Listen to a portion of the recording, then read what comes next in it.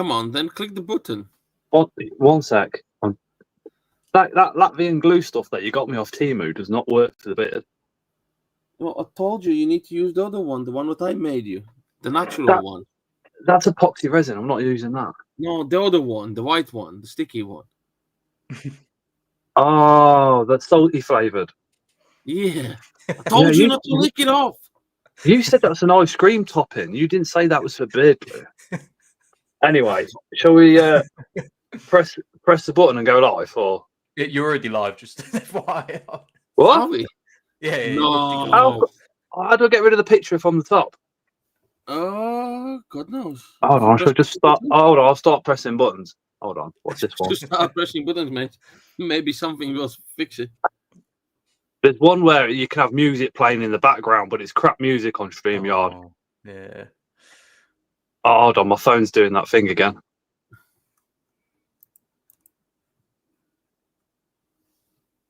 Is that? Ta-da! I think that's Tiny Yeah, there we Tree Terrariums and Isopod says, God, I'm bored. LOL, you missed it. It's finished. go. Yeah. That joke. Oh, got you. Hey, Claire. Hey, Bugs and Beyond. Hi, Emma. Hey, Emma. Hey, Spartan. Sounds of the World. Hey. Hey, Kate. Hi, Emma. Hey, Chris. Hey, Mark. Hey, Donna. Hey, Bart. There we go. I think that's just a hey. Hi, Ellen. But yeah, good evening. Welcome to the more, regular Sto Tuesdays. Tonight, we have Josh from onlypods.co.uk. 10% discount, is it, on the site this evening? Yeah, so 10% will go for the customer off the order, and then an additional 10% will be donated to charity. So if you buy anything this evening, you get 10% discount off Josh's website, and then an additional 10% of your order is also going to charity. The charity of choice is the suicide awareness one, what we did with Kevin Bigley. So we'll be passing it over, pass the money to him, and then he will PayPal the charity. He's shown me the messages. The charity are full aware of what we're doing this evening, Awesome. which is a massive bonus. However, if you want to donate to the charity, no offense, Josh, don't take any, but you're not too keen on ordering any isopods, then drop me or Chris a message and we'll drop you a PayPal and we can do it that way. And then we shall also post the picture of the money going over to the charity in the WhatsApp. Job done. Awesome. That's till the 15th, by the way. So it's any order from now to the 15th is the 10%. So if you get paid between now and the 15th, so you've got another 5 days, that code downstairs is going to be live for. What I shall do is whack that up on my YouTube community board, as well as put that into the WhatsApp as well. And in fact, if there's anybody here from the WhatsApp group, if you could please share it into the general chat, that would be absolutely fantastic. So tonight we're going to find out a bit more about Josh, maybe find out how he got into isopods, check out a few little bits that he's got around him, and then go on a little tour, kind of backstage type of thing into the isopod room. Hey Dan, congratulations as well on your engagement, dude. Oh, how amazing was that, eh? I'm so sad I missed it. It's, I mean, for me and Chris especially, because at the start of all this, when me and Chris used to go shows, we didn't used to help on stands. We never used to do anything. We go round and we have so much time to talk to everybody. It was unreal. And now it's just like I've got to do 2 videos and all the rest of it. Chris has got two different stands to run his own and the CFTN lot. It's like you don't get time. So when you see stuff like that happening to friends that you've spent time with previous, it's amazing, man. It's amazing. Oh, awesome. Oh, Serena. yeah. Is it Serena? Oh, that's my missus. Yeah. Thanks. Babe. Hey, babe, that's really good what you're doing. Love you. Love you. Cringy, isn't she? Gotta love her though. No, we're all for that type of stuff here. Oh, That's good. Yeah, I mean, I send my missus some right soppy messages, and she does the same. I think I don't. Yeah. Anyway, hey Rebecca, hi Helen. Dan took all my Isopod money on Sunday. I've none left for tonight. Chris, we only sorted out this morning. Hey Jackie, what do you say, Chris? I said the code is up and running until 15, so you have quite a few days. You can get hey Unholy Stormtrooper. Yes, you're right. Yeah, so you've got plenty of time. It gives you 5 days to get overdrafts, to get loans out, and all the rest of it. Remember, don't be doing that. Remember, hey Charlotte. I'm pretty sure I saw there's a Klarna option and PayPal Pay later option as well on your website. I think that comes as standard. I'll just try and on it, mate. Chris is on it. If you've come here for financial help, you are absolutely barking up the wrong tree. When it comes to inverts become before food. They come before trainers. They come before travel to and from work and everything else. I love that. I'm with my people. That's what I feel like. And if you think like that, then a lot of you watching will know the pain that I'm feeling currently with the wife after the last show. She is not happy. Hey, no. Kirsty. Anyway, so we've given you the information that's 10% off the website, as well as 10% of your order will be going to charity, as well as, which is the same charity that we did with Kevin Bigley. So that's the mental health awareness, the suicide prevention one, which I think is still very, very, very relevant. We won't go into that tonight like we did on that one, but that's where the charity money would be going. And again, just to boost that side of it, if you want to put to the charity but not necessarily buy an Isopod, drop me or Chris a message or a link and we can send you a PayPal link for there as well. Hey, videos by the Mad Animal House. So Joshy boy. Yeah. Here we go, I guess. Or Juice, whatever you like. Juicy Josh. Juicy Josh. Juicy Josh, yeah. I think as I've become a larger man, Juicy Josh definitely seems to fit a bit more. I am behaving, Helen. I am. You go from being called a spunky, hunky to suddenly you're like a chunky monkey. I feel like the COVID effect has hit so many people. Like the COVID weight is real. I'm trying to shed it at the moment. Yeah. I think I'll be saying that when I'm like 50. That I'll be like, it was COVID. You know what I mean? 27 years ago. So the discount code is running until the 15th.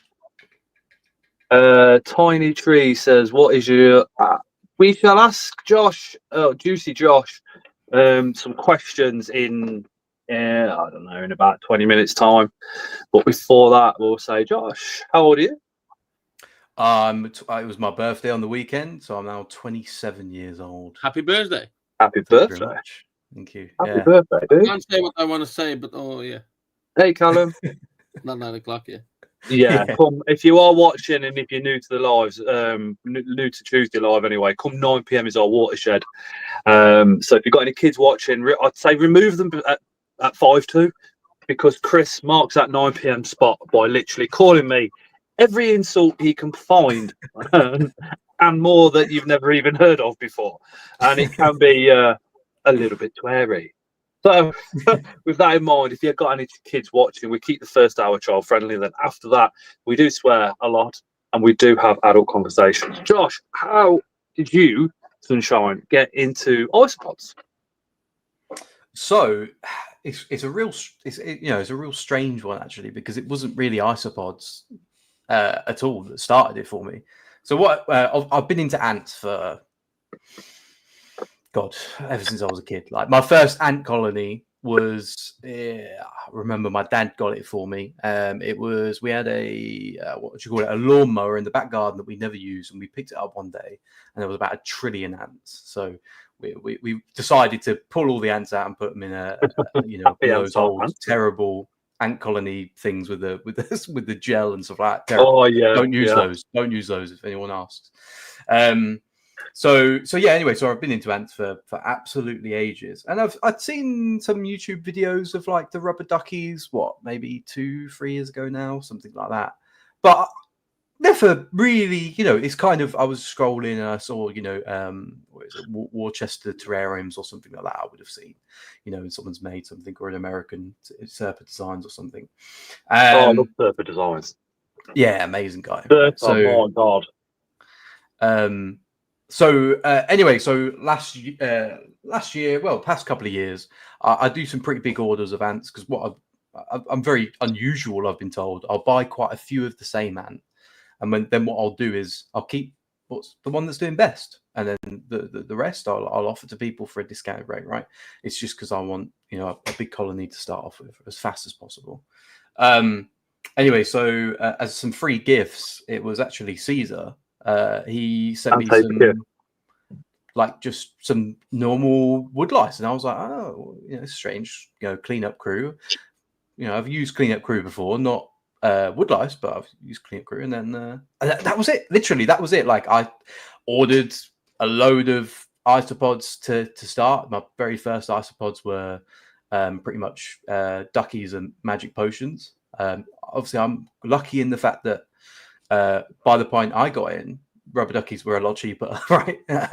Yeah, they've become they come even more down cheaper price now, which is really good. But yeah, I certainly didn't pay £100 by one, which I'm quite fortunate. But yeah, that's kind of what started it for me. It was just a whim, really. They were like, I think they've got 300 quid for 10, weren't they, when they first appeared on the UK market? And now what? They're 3 or 4 quid each. It all ranges. I think that there is now. I think what's really good, at least in the hobby, what I'm seeing is there is now some, like you get them for spiders, millipedes. You get like size ranges.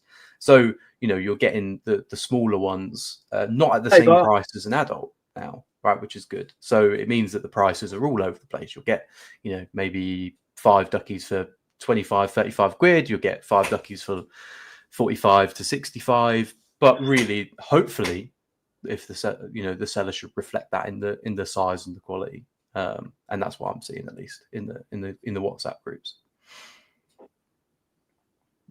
But yeah, certainly come down in price. I think the biggest one for me was pink pandas. That was 390. 395. I think when it comes to price drops with the isopods, they do seem to come in like ridiculously expensive, and then as people buy them and breed them, the price just drops over the next 12 months. Yeah. So what I've noticed is that I think this is a good reflection of sellers, right? I think that obviously they could keep them at the higher price, but if so pink pandas, for example, 390 for 5. They were 16 months ago, something like that, and now they're 2 adult female spiders for that price. Yeah, it's right. So now they're 60, not even for 5. They're 60 for 10, right?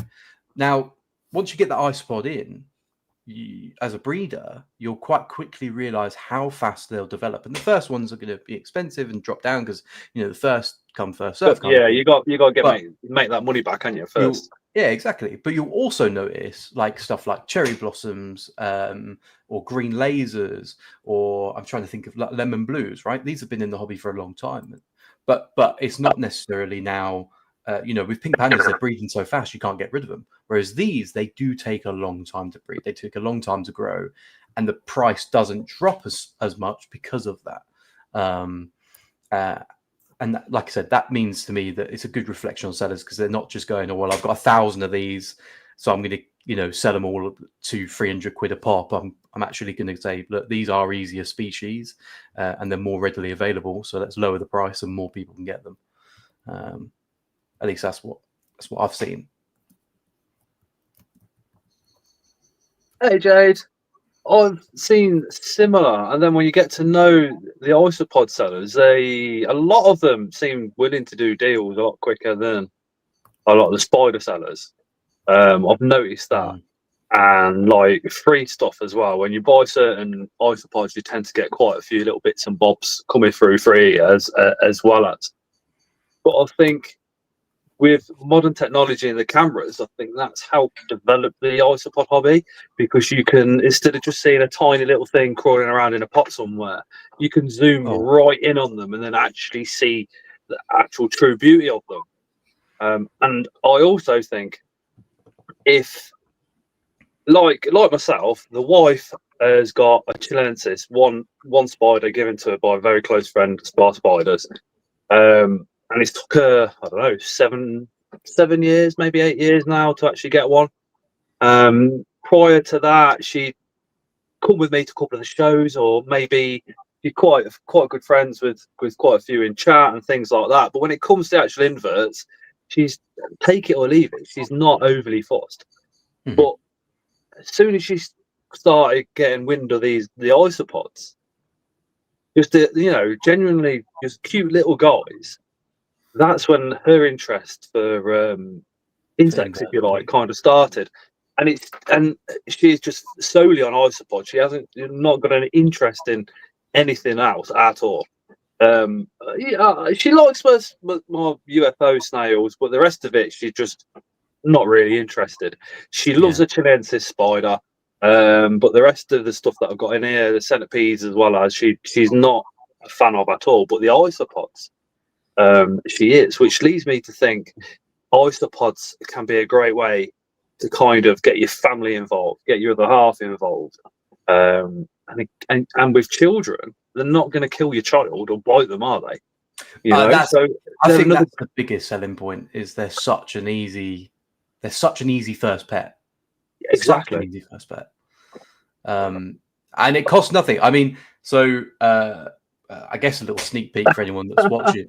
We'll over the next couple of months, we're hopefully going to be launching like an initiative as such, which is basically you're going to be able to click a button and you'll be able to receive a free 10 count of a very common pod, something from the UK or something like that. And the idea of that is not necessarily to keep them for yourself; it's actually to gift it to a friend, because, like, the hobby is so new; it needs to grow. We need more people interested. We need more people, learning about these things so we can spread the knowledge. So hopefully, that will launch, and you'll get a free count and talk to your neighbor, or give it to your kid, or give it to your neighbor's kid. And I'm making it very simple here, but let's say for the very common ones, it is basically a tub of dirt with a little bit of moss, some bark that you find in the street, and some leaves, and then your off cuttings from food. Right? It is the most low maintenance pet that at least I've come across. Right? So now, when Noah was at nursery, we took. We took some bits in, showing the kids and what have you. But we took them in a stick insect colony. Now our youngest is coming up to the end of the first year at school now. But we're thinking about getting the nursery some dairy cows, because they produce like crazy. You don't have to worry about them too often. You can chuck a load of their edible substrate in and they're happy for weeks. Do you know what I mean? So we're thinking about like doing a glass terrarium with those in there as well, so they can go alongside the stick insects. And I think, especially for young kids, like Noah, my God, just to give you an example, the wife kind of shouted me upstairs yesterday, and there was a stone centipede, and somehow, I think it must have come out because we got an air vent. I think it's crawled through the air vent and then dropped into the bath. Yeah. So she's going crazy. She's going, put the water on, get rid of it. And Noah looked and he went, don't kill it, and cried his little eyes out. We had to scoop it up, take it outside and put it under a rock, and he and all the rest of it. But I think teaching children with any kind of robust invert, especially like isopods, I think it's an absolute must for schools, because it gives them such a deep love and understanding of not just isopods, but every living creature out there. And then on turn, it gives them a massive respect for the environment. Yeah, you've got that responsibility and that compassion for something, which, in this age of kind of everybody works from home, no one interacts, I think you can lose that compassion, right? So even if it's into a pet, let's ingrain that as early as possible. Flag of Critters says, I'm going to put Clan of Critters, sorry dude, or do that, or whatever. I'm going to put together little pots of dairy cows, orange lavis, and some other common species to gift at the Scottish show. KS Spiderwoman, my dairy cows, milkbacks, white from dairy cows, and Oreo crumbles, just to name a few. Desperately need to practice birth control. Animals addictive, hey Alice. Videos by the Madam on House says that's if they actually care for them properly. Hi Amy, if you're referring to the schools caring for them properly, then that if you're going to donate or give away a creature, whether it be an isopod, spider, or whatever, it is down to you to make sure whoever's looking after them is educated, and you are 100% certain that they're going to look after these. And that is the best way I could probably describe it. You have to make sure that whoever you're giving it to is going to look after it just as much as if you were. But again, just before we start looking at some of Josh's collection, 10% off these Hoffies website, discount code, capital letters, Scots Crew 10% discount, and then an additional 10% of your order in cash will be going straight to the Kevin Bigley's suicide awareness charity that he raised money for a little while ago. Hey Susan, hey Emma. Emma says, I work in a primary school and the kids love seeing the stick insects I bring in. Exactly my point. But a lot of stuff kids like, we love as adults as well, right? So with that said, Josh, have we got a couple of little isopods we can take a look at now? Just before I show them off, I was just going to mention on that last thing that obviously we show these to kids, but I think we also forget very often about the elderly. There's a guy called Ben in our WhatsApp group, and he actually built a terrarium for a care home, and that has like changed their perspective. They absolutely love it. Again, it's compassion. It's something that they can care for, very easily to maintain. They ain't got to run around and do much. They can order everything offline. So like even on the opposite end of the spectrum, the elderly, might be something new to them, but when you show them something, they go, actually, that's quite beautiful. They can, tiny little insect, tiny little animal that's quite delicate. You put it with something as beautiful as moss, and it's going to catch anybody, right? That's what did it for me. Is I think it was a dairy cow. I'm not quite sure where the video was, if it was a reel or what, but it was just going across some moss, and I just looked and I thought, my God. Oh yeah, we'll get some of those. So, shall we whack up your second camera? Everybody watching, please bear with, because we could have a bit of noise and stuff like that just while it's setting up. Yes, Alice, 27 minutes. Yeah, and an ad. Right. Yeah, Chris don't talk much until 9 p.m. In fact, what we'll do is we'll have a look at what Josh has got out. We'll see if Chris will kindly then get the. You didn't do what I told you to do. I'll do it again now. Sorry. It's all right. Don't worry about it. While you're there, go in the camera and change from the drop-down menu to the last one. Yeah. And then what we'll do is we'll get Chris to get up Josh's website and have a quick look on there, and then we'll come back, go into Josh's bug room, and bombard him with all the questions that you could think of. And his missus is in chat as well, so maybe she's got some funny stories to say about Josh and isopods, and maybe some escaped or something. I don't know. We'll find out a bit later on. All right. Moss makes everything better, says Jade. It does. I am one of these weirdos that, like, in my break time, I will park up if I can in the middle of nowhere, and if there's moss, I'm taking my shoes off and going for a walk on it. Now flip the phone sideways. Cool. All right. You might not be able to hear me as much anymore because I've moved away. But, no, we got you. All right, let's start here. So Sorry, I'm trying to work out on my cameras. There we go. So hopefully you'll be able to see that. I've put these guys in some. Obviously, they don't live in here. I've just put these in here for the live stream today. You bastard! They need bigger Stop swearing. That's not swear word. They need bigger enclosure, more substrate, 5 inches. That's it. And Actually, Chris, in the wild, because we've all seen them in the wild, they live in caves where the substrate's 27.752 feet deep. So a little bit about these guys. Most of these are going to be the same genus, because I've got the ones that are going to come out and say hello. So these are Ardentella, recently renamed from Marinella, scarlets, and these are a semi-arboreal species. So if you're looking for something that is going to be out on display all the time, the Ardentella and I don't know how to say the other one. It's like L'Oreella or L'Oreola, which is the spiky species, are really the ones you want to go for. So this is the scarlets, and then let's go on to another one. So here we've got the beautiful pastels. So, and you wouldn't believe I put like 20 of these in, so they are hiding a little bit. But once you've got them in a big enclosure, they're kind of, they're running all over the place. Oh, they're beautiful. You can see them all kind of bunched up there. Oh, they seem to like that leaf. Oh, there you go. Pinks on them. So there's a mix in here. So I've got some normal pastels, yellow pastels, and then some high red pastels, because we all love a morph. Right, let's. I'll go for all the Ardentellas first.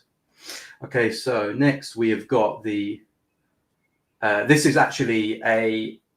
So most of my, all of my Ardentella, except for this and one other species, I've been really fortunate to make some contacts in Europe, so I was able to get these captive bred. However, these, although I did buy them as captive bred, they will not be listed as captive bred because they are a new species. So you can take. Sometimes you have to take some sellers' things with a pinch of salt when you're buying from Europe.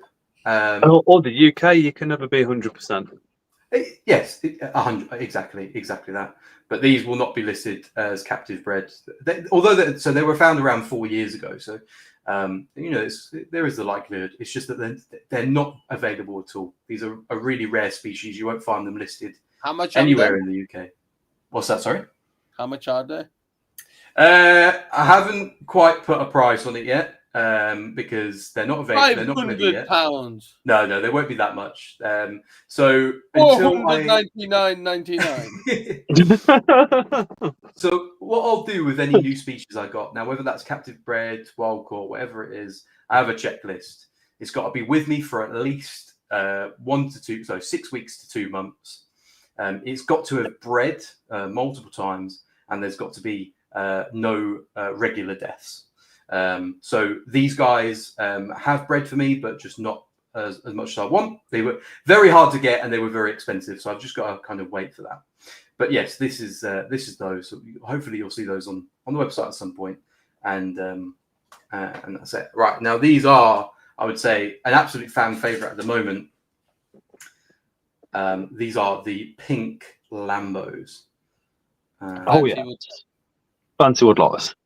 Fancy woodlice, that's it. So you've got the trademark pink dot. When they curl up, it kind of looks like a love heart on their head, which is insanely cute. Make one curl. Make one curl. I feel like if I open this, they are going to run everywhere. Yeah, don't worry. Yeah. But you can see here, I've also got a really cool mix. So we've got the orange side, we've got the yellow side, and we've also got the red side, pink Lambo. So that's 3 separate pink Lambo morphs that are available with me. But these are, I would say, just insane. I mean, you don't see pinks very often, at least I don't, in nature. So I really, really like these. Cool. Right, that is all of the Ardentella. Now, this I've just picked some fan favorites, really, and some that I find favorite. So next are the Crabby. So this is a Cubrera species. They're absolutely massive as well. So these are some of my young adults. I don't know if there's an adult in there. That guy might be an adult. Let's have a look. There you go. So that one's a bit bigger. Oh, so they will get to around the size of like my thumb up to like that point. So they do get really big. And well, at least you can kind of see here, they are always out, always roaming about. You can see there's a couple of little babies in there I've got as well. These are a really hardy species, and like I said, a big fan favorite. These are one of my best sellers, I would say. So yeah, we've got those. And then last, right, so this is the problem with Cuberis. Cuberis are absolutely cute, beautiful things, but they do hide.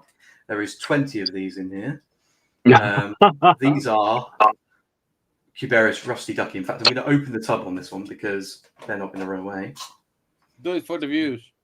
That's it. So really, these are the rusty duckies. And there's some more here. Try and get the light on these. So you can see they turn like a bluey color with like this rusty look on the forefront and a stripe down the middle. This is a species. So these were one of the first really high-end species I got. And I've been breeding them for a while now. And I don't know if they're available on the site yet, but they are one of my absolute favorites. Cool.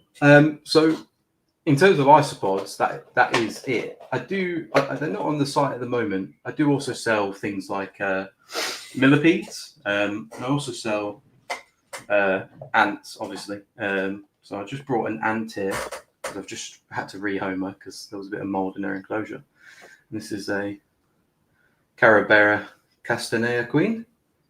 Have you got any Venators? I've got 11 currently. 11 colonies currently. 11 colonies? Wow. Yeah, I did have a massively large one, but the larger they get, the more they fight. It actually becomes really, really dangerous for the ants themselves. So, I love Venator. And so this is a species that grows very, very fast. But I'm going to get her out of the light. She doesn't like it too much. But yeah, I just thought I'd show that. I do also have an enclosure here if you want me to show that off. So people know how I keep things. Let's do that. Sorry, let me just move all this stuff out of the way. Cool. So obviously, if anyone watches any of my YouTube videos, I always say this is not a care guide. This is how I keep them. I am always learning. I'm always changing. It's always changing. We learn new things every single day. But this is kind of the update one. So this is like this is what I would put a Cuberis in. Obviously, the vents would be filled up. But other than that, this is how I keep it. So this is relatively new. This is banana leaf. I get this from Mark and Claire at Bugs and Beyond. And I put this on top of the cork bark because this gives like an extra layer of basically another place for them to hide where it's different humidity to under the bark, a bit higher up. And then, as you can see, we got some lichen, got some sticks, we got some moss, and then there's some pretty things in here and little hides and stuff like that. But really, really simple. We don't want to overcomplicate things. So this is it. This is it. And if anyone ever has some questions, feel free to ask me. But for Cuberis, there is not a one size fits all. You have to pay attention to them. Ardentella are mostly the same, but Cuberis there is hundreds upon hundreds of species. So yeah, you just cannot, and some of them are obviously in the wrong genus, so you just can't give a care guide for them. It's quite individual. But that's it. That's the isopods I've got here. I can also show you the bug room if you'd like. Yes, please. Yeah, let's do that. I think what we'll do is get Chris to pop up the website so people at home can have a quick look on there, and we can too. Mad Animal House, I've not heard of that. I don't know. The comment that's up on screen, I ain't got a clue. Who made up a $2,000 mystery box? No idea. It's not made. It's not made yet. So it's actually a £4,000 mystery box. What? Yeah, really. I guess I'll learn this for next time. We did an auction day. I do an auction day every 3 months, and it's just a time for me to, have some extra pods that I need to get rid of, and people can get them for really good prices. And at the end of the day, I don't usually do. So you won't see a mystery box on my website. And the reason for that is because unfortunately, I just buy the things that I like. And unfortunately, it seems that they're all expensive. So I can't do a mystery box where you get double value or 50% value. It's really hard for me to do that. So I don't do them very often. Usually when you get a mystery box from me, it will be pretty much close to the value. It's just that it's a mystery. You might get a new species that's not listed. It's usually 10 to 20% more if I can do. So anyway, so on this auction day, I'd said at the end as a treat, I'll do a double value mystery box. And obviously that was a mistake, because someone, like, literally within the first 5 seconds, someone put a bid in for 800, and then it went to 1,000, and then 2,000 was where it ended up. So double that is £4,000 mystery box. It's going to be tough. It's going to be yeah. I'm still talking to the person about it. Obviously, we've got a lot of isopods here, so I'm just trying to figure out what he wants, really. I don't want to do a mystery box and he doesn't like a load of things, especially when you spend that much money. But equally, there's some things that it cost me more to have them, so I can't exactly put those in, right? So we're kind of looking at some things we can, some things we can't. But yeah, I'm going to film that, and that's going to be, like I said earlier in posted. the video, in the live. Those isopods what you showed, what are not for sale and new in hobby, they're £500 a piece. No, I couldn't. You're a full quarter of the way now. He's right. I couldn't do Hey, that. Kerry. I think that, like, with the isopods, when you're buying them, at least with me, the money doesn't just go into the isopods. Like, I've spent a long time, like, obviously you guys know that I've not been in the hobby a massive amount of time. So you might be thinking, okay, Josh, how have you got so good at breeding these things? And that's because a lot of the money that I get from pods, I'm constantly sending to people in different countries. I've made some amazing friends in China, Thailand. I've paid for them to get testing kits so they can test the soil out there. I'm doing all of this remotely, and obviously that costs quite a bit. So yeah, all those costs are kind of factored in. So I might not be the cheapest for everything, but I always try, my best, and it should reflect the quality and the care details that will eventually be uploaded on the website when we get some more of those digital kits out to the different areas. That's pretty amazing. All right, let me walk down. So I'll walk down to the pod room. You won't be able to hear me, unfortunately. Oh, I can turn the mic back on, actually. If you can carry on watching, what we'll do is we'll ask Chris if he'll kindly get your website up so we can. Oh, of course. Yes. Sorry. Have a quick look. I do find the fact that you send those kits over to different countries to get the soil tested very amazing. That is going like another step, another level. You need to put some more pictures up. Yeah, so obviously the website only launched recently. I also, anybody that knows me knows I am terrible with photography. I also really do not like photography. I like just enjoying the pods, to be honest. So there will be more photos coming up. Josh, do you know what the best way to do is? What's that? Video it and then just take a still from the video. So if you look at the Ardentella, that's kind of what. So if you click on one of those Ardentella, any of them, there'll probably be a video underneath. If you scroll down, there'll probably be a video somewhere. Yeah, so I did like that's what I tried to do, and then it didn't work out as kind of how I wanted. So don't worry, it's coming. Everything should have a photo soon. The first thing is going to be photos. The second thing is going to be care guides. It will be. I think it'd be pretty amazing to. I know we're only halfway through the stream, if that, but I'm already thinking ahead to kind of get you back on in 6 months' time and then a year and see how it's all developed. Yeah, and anytime. I mean, so, even if we're not talking about only pods, if you ever want me on here, we just talk. Someone's talking about isopods, or I love to learn about new things all the time. Millipedes. It's not. Maybe we can chat to Chris and get you a spider sent over. His costings are pretty low. Serena is the one you have to convince. No, you're going about this all wrong, right? The idea with inverts is if you want it, you get it, and then you deal with the consequences after. That's my wife. That's what I call her, the enemy. As I keep saying to everyone who buys at me at the shows, it's easier to ask for forgiveness than permission. It certainly is. We went to my first ever show, Invert show. I wanted to enter into the raffle. I thought, it's a charity raffle. Throw a $5 at it. I don't really care if I win. I don't know what's even on offer. It's nice, isn't it? It's nice taking part. It's nice, right? So anyway, comes to the end, and I'm the second person called, and so I didn't expect to win. And I just panicked, and I thought I saw the word pink. You scared of spiders?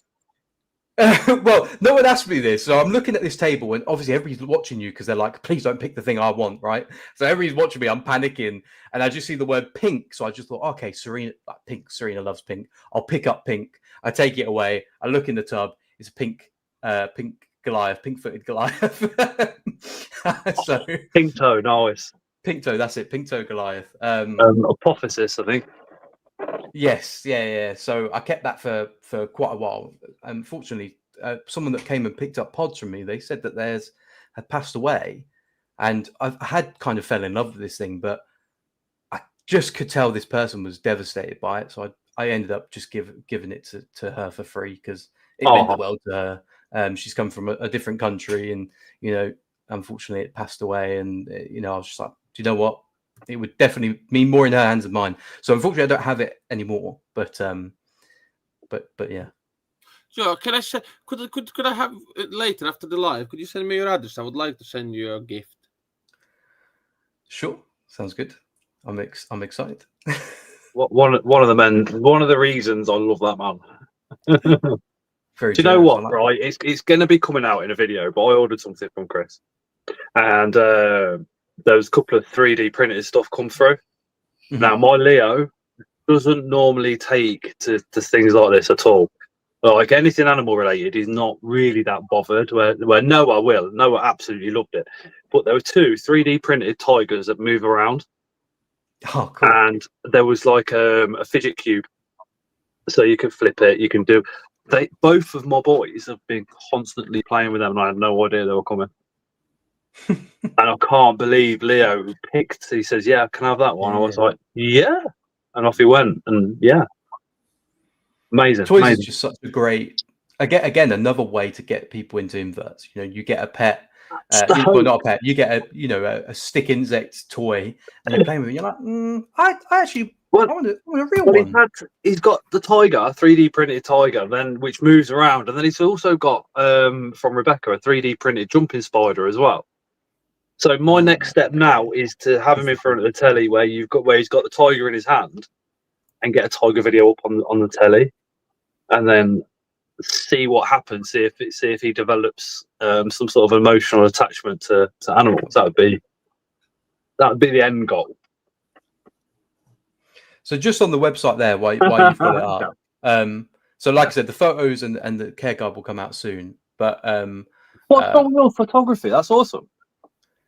It took me a while, put it that way. It's done on my phone as well. But eventually on the website, like I'm all about I'm not about reinventing the wheel, right? And as such, I think there is some absolutely amazing sellers of all different things on here, right? So you see like the dry goods and stuff like that. When someone comes to your website, they want to buy everything in one. However, I'm not passionate about dry goods. I'm not passionate about enclosures, or I'm not whatever it is. It could be anything. And as such, a lot of the people I talk to, they don't have a platform to sell, and eBay's now gone, right? So eventually there should be a partner program launching where you can basically list anything that I don't sell. You have to include your own postage. So if you usually set it for a tenner, you have to do it for 15 because it has to include postage. But it will just be another way for you to get stuff out there. Someone's able to buy everything on the one site and get it, in a couple of parcels maybe. But gives that hopefully a way for people to do that, and that's going to be obviously it will only be trusted sellers, won't be just anyone, but that's the idea. That's the idea eventually. You're looking for spiders and 3D printed, like the 3D printed water dishes, as well as other bits and bobs. There you go. Exactly. Yeah. So yeah, like anything like that, I just think that just it's all about. Let me just press pause for 1 minute. It is 20:57, so that means we've got 2.5 minutes. So if you've got any children watching, I can't stress this enough. Remove them from the TV or any device that they're watching this on, because Chris will literally come at me with guns a-blazing. We've had a show, so he's still all hyped up. So no doubt there's going to be more Fs than in the dictionary. There's going to be a lot more swear words coming out of Chris's mouth than that's probably available on the planet. But that will mark the 9 p.m. watershed where we do swear. We drop out the odd swear word, and we do have adult conversations. So if you've got any kids watching, we've done you the hour where it's child friendly or happiness type of thing. But now, it won't be in 2 minutes' time. So please remove them. We don't take any. You've been warned. You've been warned. There will also be a trades page. Now, I think I'm really passionate about trades. I don't think it happens enough. Hey, in the Isopod community. I like. Do not give me your money if someone else has it and they're your friend. Trade them. They might not have the Isopod that you have. Like, you'll get so much more from a trade, and you'll feel so much better if you come to me. I know maybe I'm a terrible salesman here, but if you come to me and you spend £100 and you've got 5 of something, and you don't, maybe you're a bit shy to come to me and ask for care requirements, so you try and do it yourself and it fails, right? You're going to feel terrible, right? Whereas if you've got a friend, they've got a colony, you trade for something, you don't feel like you've given them £100, and you might have done it in trade value, but then not only have you traded something and you've had that interaction, but also you can ask them questions. It might be very different to what I say because they keep them very different, and that's why I don't do care guides, because I think a lot of people can do things differently and get the same results. So yeah, I think the trades page will be hopefully a hot one. You pop on whatever you want. It will be mostly Isopods, obviously, but whatever you want, and you go, look, I'm looking for this. Put in touch, get your numbers, have a chat, that type of thing. Bob's your uncle. I'm a little bit annoyed because Tara's the enemy, right? And she whinges when I buy anything invert or spider related or anything. Yeah. The first thing I see is everybody going, hi, Tara, with little hearts and stuff like that. Pack it in. This is an invert night. She keeps a few little isopods and a chilensis. That's it. And she didn't come to the show. You should be giving her a load of grief. Shut your fucking gob, you fucking ugly cunt. She can get all the fucking love, you fucking ugly fucking wanker. Fucking twat, go and fuck yourself. Tara, if he fucking love you, he can fuck off. We don't fucking need him. Fuck off, you fucking ugly cunt. A timer. Oh, he's run off. We don't fucking need him. No, don't run off. One of the worst things I ever did was make him a manager on my StreamYard, so he's got full control of the stream, just like I am. Which has its benefit because when it comes to tech, I'm a bit, press all the buttons and see what happens. Where Chris can just guide you straight to exactly what you need to do on it. Chris, I love that. What I'll have to do, Chris, is I'll have to build you a swear timer. Right, so at exactly 9 o'clock every Tuesday, you get this rainbow timer in front of you that just says "fuck." Like, so you can just that's not a bad idea. That's a cracking idea. Chris, can we do that? Yeah. on let me tell you though, Chris and Lingzer do a live on a Friday on Chris's channel, which is Chris and Lingzer on Wheels from 8 p.m. That one's a little bit different. They don't give a fuck. They swear from the word go. So if you want to come over to their Friday, just while we've got a fair few watching, please do so. Chris tries to pair spiders, and yeah, awesome. It's normally a right laugh.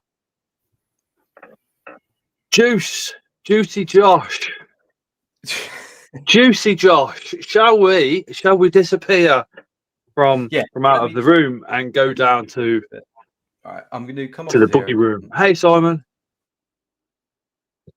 What's up, Simon? Which camera? Which camera? Drives is a good word for it, Scott. You know, when Chris's spiders don't pair, I've started getting the fucking blame for it. Ow! Yeah, because when you're fucking not there, they fucking pair. Me. You're getting it Friday. I don't get a fuck. You're getting so much shit on Friday. From the work from 8. Ooh, hello. Oh no, Scott's a fucking useless cunt. He dropped the fucking phone. Apologize, people, for the temporary difficulties. I think I can add him in. Hello. Can you hear me?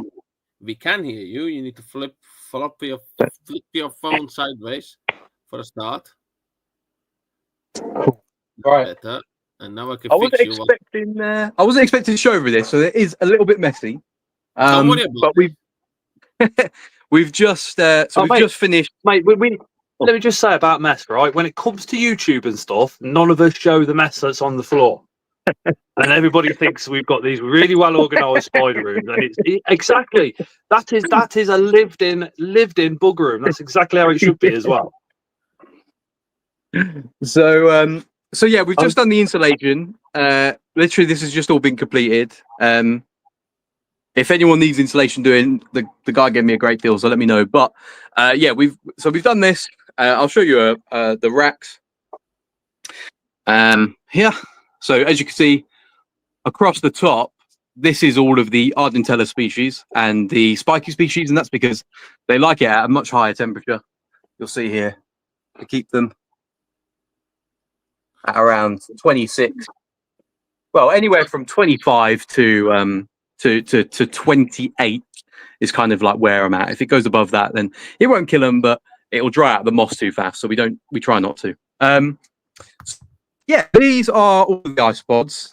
Well, it's not all of them. It's most of them. Obviously, the racks go quite deep.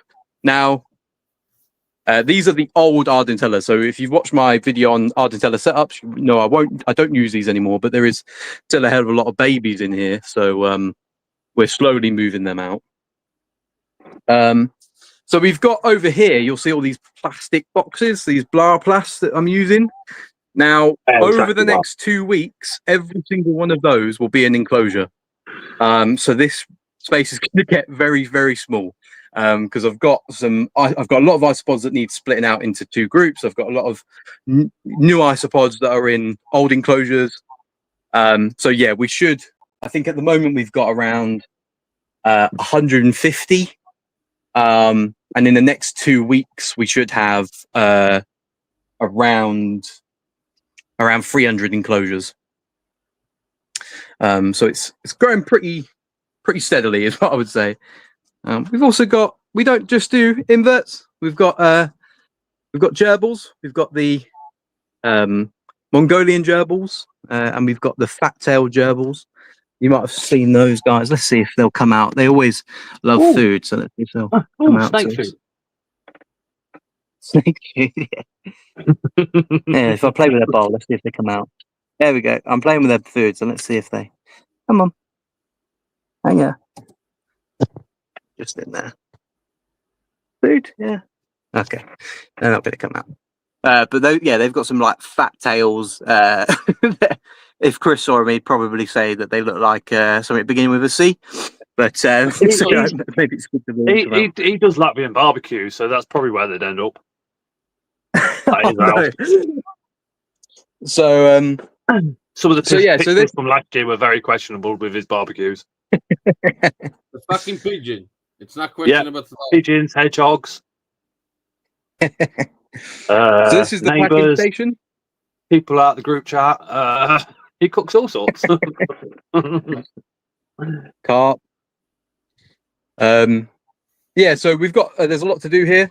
So eventually what's going to happen is, so we've got a little PC coming, and that's going to have like a top-down camera so that I can film packing orders. So we can video that. And we've got the fresh 50p in your meat. I'm going to get a new neon sign made, so it'll be only pods instead. That's really it. Not too much else to it. I guess. Is there any questions about the room itself, or? Sorry, what? How are you heating it? I was just saying, is there any questions about the room itself? How are you heating the room? Hey, Zoe. Oh, sorry. So we've got a radiator down there. As you can imagine, so just to give you a sense of scale, I'll stand over here. So, okay, I can't even capture them all in the video, but we're looking at, you know, well over £100,000 worth of isopods. So I didn't want to cheap out on the radiator. So I've got like a radiator that connects to the internet, and I can control it and heat the room. And then obviously you saw the fan as well, I think. And we've got some we've got loads of obviously temperature sensors in here, but we've got some wireless ones as well that will display, and I can see them wherever I am in the world. So yeah, that's how we heat it. That's how we heat it. Did you ever think you'd get that if many? there's no more question, I guess. No. Scott, I mean, no. I knew I'd have a lot of ants, and I do have a lot of ants. I do have a lot of ants, but Yeah. I did not think I don't know. It's their little faces, and the little faces for the Cubaris, and it's the just displaying their colours of the Ardentella, because you'll notice on the website I don't have many Porcellio. I do keep some Porcellio, but I don't have many Porcellio. I don't have many Armadillium or anything like that. It's not because they're bad pods. They're absolutely beautiful. It's just that, you know, you fall in love with kind of how something looks, and that's just what took me, you know, and that's what I've concentrated on so far. And I'll never buy something that I don't like myself. You know, if I see a black pod and I think, well, that's a bit naff, even if you know I could sell it for whatever price, keeping it. So it's only something we love here. It's the only things that are kept. Serena says, internet is not great in the garage. Yeah, we can deal with it. We can deal with it. I think the internet is good in garage. It's just the problem that now the garage is it's a foil roof, and that blocks signal. Yeah, exactly. Yeah, I noticed that with mine. Mine's all foiled up. Same thing. The only way how to get away around. I guess the other big thing that we do is the ducks. So everybody gets a duck in every order. This is because I started with rubber duckies, right? And I thought, why the hell does no one do rubber duckies then, right? So I thought, what's a free gift that I can give people? Yeah, they're amazing. They're absolutely amazing. I mean, there's just so many different types. And to be fair, I didn't expect them to be a reason people buy from me. I just thought, I just didn't want to. I didn't know what I could be. It's a nice signature, isn't it? Yeah, exactly. I was trying to think of what can I do, and now I genuinely I have parents that will say, "Josh, you've made me place another order because my kid wants another duck." Charlotte just said she said I want to order just to collect the ducks. Again, Chris has dropped the onlypods.co.uk link into chat. Use Scott's Crew 10 for 10% discount, and that's active till the 15th of this month. An additional 10% is going to charity, which will be the suicide awareness one that Kevin Bigley does. So just before I leave the room, is there anything else? Because I know the signal's not great in there. So where are we? Claire Best says, "Are there any millipedes?" Oh, there's loads. In fact, let's have a look. Let's have a look. Because you'll turn people on with the millipedes. Where's the camera gone back? Okay, so now millipedes, as people know.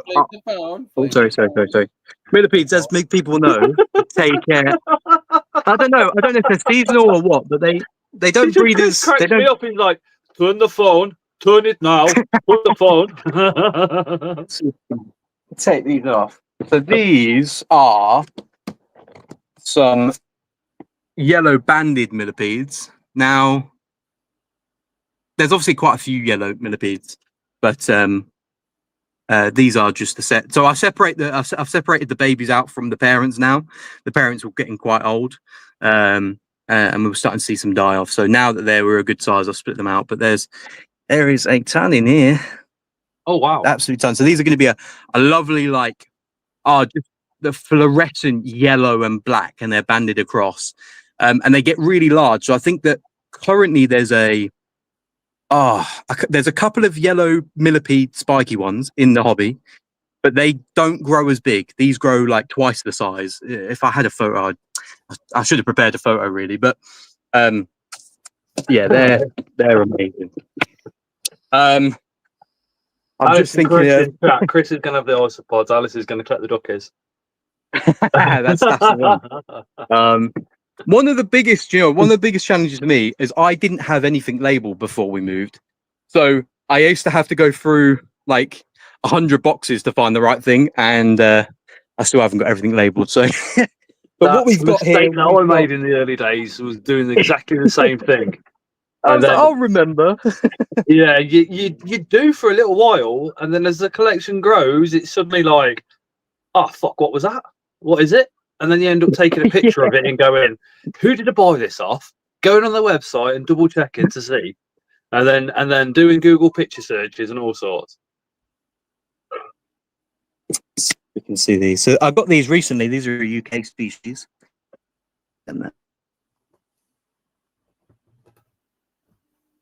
Chris the makes me camera's like the opposite way to our report. Sorry.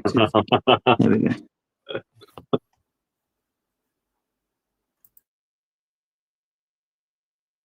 Come on. There we go. So this is a UK species, a native species. So one thing I will say is I do not collect round millipedes. I think they look way too much like worms. What's that, sorry? Why are you calling fat millipedes round millipedes? They're being polite. They look too much like worms. I honestly, I cannot. So you will never, and I say this quite confidently, unless there's a partner, I will never sell round millipedes. It's just, they just, I don't know, they creep me out. But we've got pink flatback millipedes, we've got red flatbacks, we've got the pink dragons. We've also got shocking pink dragons. So this is a new pink dragon genus. They look completely different. They should be available. See if there's any bobbing about. Yeah, that's it. The thing is, they're definitely not labelled. I'll share what I'll do, because I'm assuming a lot of your viewers are in your WhatsApp. I'll put a photo of them in the WhatsApp so people can see. But if anyone's on their phone, you can also search shocking pink dragon millipedes. Yeah. Sorry, like I said, millipede wise, I was not massively organised. Let's see if there's anything else back here that might be a millipede. What's that? Sorry. Why they're not on your website? Because I only got them around 3 months ago. Oh, okay. So I needed to wait until they bred, but they're breeding now. So another 3 months and they'll be up. All the other millipedes, it's the same thing. They take a lot longer to grow than. So basically, you're selling fancy woodlice and fancy worms. Fancy woodlice, fancy worms, and fancy ants. Yeah, and fancy worms. No. Forgot about that. And that's it. Speaking about the ants, have you got the Venators for sale? Nothing. Yes, no. So the ants, like, I am really protective over shipping them. So I will be selling the ants, but they will only be available at shows. That's or if, because some people do come and pick things up from me. If you can pick it up, then I'm quite happy. But I just don't really ship. Are you, Josh? I'm in Peterborough, so I don't know what that is. East. Never eat shredded wheat. Yeah, East Anglia. I'm assuming Cambridgeshire, that type of place. Yeah. Oh, while we're here, actually, I can show you. I can show you inside one of the Ardentella enclosures. Okay. Do that. Callum says not too far from Oh, that could be interesting. Are you going to the Bristol show?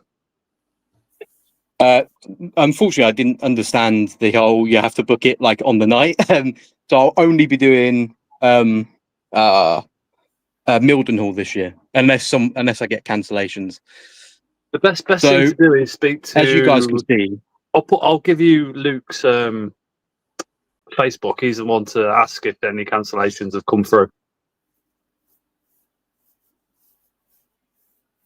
What the fuck is that? I mean, I'd love to get Peterborough because obviously it's literally across the road from me, so that would be Isn't that gone now? handy. But I know the lighting's not the best in here, but as you guys can see, like I've got really healthy colonies. I've not done a count for a while, but including babies, there's probably 1,000. Oh wow! So these already need splitting out. Can we have So I've actually got 3 tubs of pastels. Yeah. What do you say, Chris? That's what he's doing. Awesome. Yeah. So I've got the yellow pastels, which is what these are, and then I've got the normal pastels in a separate tub. Let me just pick one of these up. Get in the light a bit better. Oh, they are pretty. Come on, focus. There we go. All right, focus for a second, and then it decided to annoy me. Okay. Yeah. So we've got a couple of tubs of those, but we've got some more Ardentella that aren't kept in here. I won't be able to show them today, but basically they're all going to be upgraded into these tubs soon. So we've actually got 24 in total to do. So there should be around, quick numbers, 50 to 60 Ardentella tubs only, and that's going to be for projects, morphs, all those types of things, because they do grow. They do breed at a very good rate. Something people won't know about Ardentella is when you get them, they'll give maybe 20 to 40 babies depending on their size, and the survival rate for a beginner, I would expect around 30% to adulthood, which is very, very low.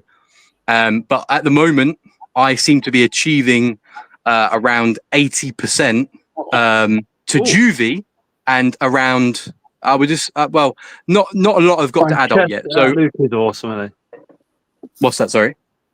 Oh, there's just a couple of mentions for Luke. It's Luke Manning from the shows. He's the one that you need to contact, because then if he's had any cancellations, he'll let me know. Yeah, he'll let you know. Like.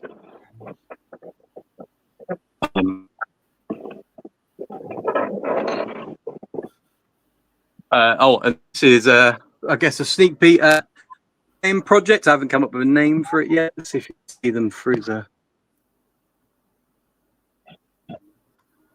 So these are like I know you can't see very well through the plastic, but these, I haven't come up with a name yet, but these are a very, very, very peachy coloured Ardentella. Nice. So I don't know what the name will be yet, but yeah, we've got so many morphs. I mean, we've got 4 morphs of Ember Bee now, you know, and a lot of these things, obviously, I've brought the project from other people, or I've been lucky enough to create it myself. Yeah, and there's loads of stuff going on in the UK. Bugs and Beyond, they've got this beautiful white cheeks, which is a red Diablo, but it's just completely black with just white cheeks. And any that I get in my tub, you know, I'm not going to be selling them or trying to recreate it myself.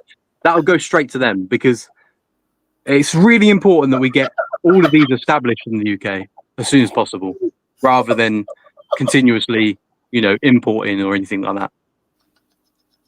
Are you all right there, Chris? Yes, don't worry. Dying. Are you taking a piss in the WhatsApp group? Yeah, Lottie removed me from general chat, so I removed her from community. Oh god. So again, I know the signal isn't great in here. So is there any more questions in here before I take us back upstairs? Let me ask the audience: is there any more questions that you want to give towards Josh, or is there any fresh peaches? Says videos by the Mad Animal House for that one, or is there any questions that you've got for Josh? So Middle Show, that's Phil and his parents. It's great show that is. Just one of the smaller ones, but it's really, really, really cool. Susan says, "Hi, just to say I was very happy with Josh's service and delivery." Oh, nice. That's Susan. Thank you for the custom. Thank you for the custom. Is there any more any questions before Josh returns back to the house? Is there anything else that you want to show quickly before we Show your we... favorite Isopod. Oh, you can't. I can't. It's too many. I think the ones that I showed you upstairs were some of the nicest. I guess at the moment, the only thing is, it's incredibly hard to film them. These are L'Oreal lemon spiky. Oh, I think I've lost you guys. I just told Chris. Am I back? You can order some isopods, but I get rubber duckies. No, Emma says the Cuban.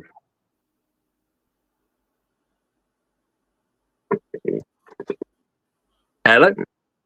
Hello. Yeah, sorry, I lost. Unfortunately, the signal's terrible, but it's probably these lemon spikies. The reason they still are my favorite in a way, but this was something that I thought like I'd really selected out, and it was a completely new morph. Now, unfortunately, it turns out that it's just that I got a few by accident from a seller, thinking they were something else, which was white stripe, because they do look very, very the same. But now they've been found in the wild, so they're now called glowworm. So I thought it was a morph that I'd potentially made, but unfortunately not. And it makes sense because morphs usually take many, many years to kind of establish. Let's see if we can.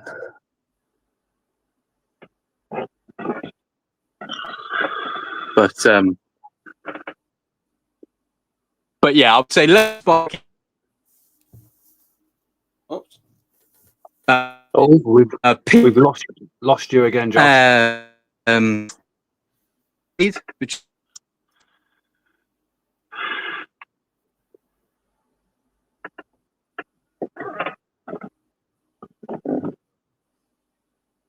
Serena was right. The signal in the garage is rubbish. Hey, Jeanette, you okay? Well, just while Josh is gone, onlypods.co.uk.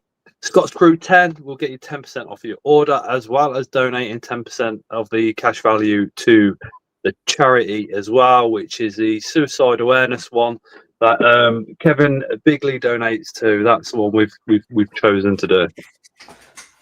Sorry, guys, I lost you completely there. That's all right. So I do have an answer for my favorite pod, but I don't have it. Yeah.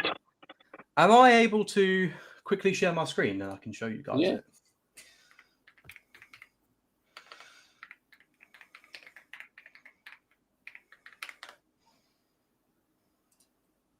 Just remember to remove your Google history, just in case it's a bit risque. No, we're all good. Share screen, and then we want this one. Cool. I don't know where that shows up. Oh, you might have to allow it or something. Chris, has it come up? Yep. Cool. Right here. That this like pork rind, I'll look at it, crispy yeah. bacon. There we go. This like it kind of looks like I don't know what you call it, like pork scratchings, kind of the back. That I very, very like it just climbed out of a rock pool, doesn't it? yeah, I would You can. love these. Love them. Are they available in the UK or? No, not yet. So it's this is the thing with isopods. Is yes, they're expensive in the UK, but they're equally just as expensive to import sometimes, depending on the species. And I've spoken to someone, and to get 10 of these posted to the UK, and not even really a safe way, which I would expect for something this high end, it's 1,900 quid. Jeez. And if you want to do it, if you want to do it, the safe way, you're looking at very, very close to £3,000, and that's just for 10. Because like they're not worth 3,000. It's the shipping and and protection. Specifically the customs from America, because these come from Cuba, is really hard.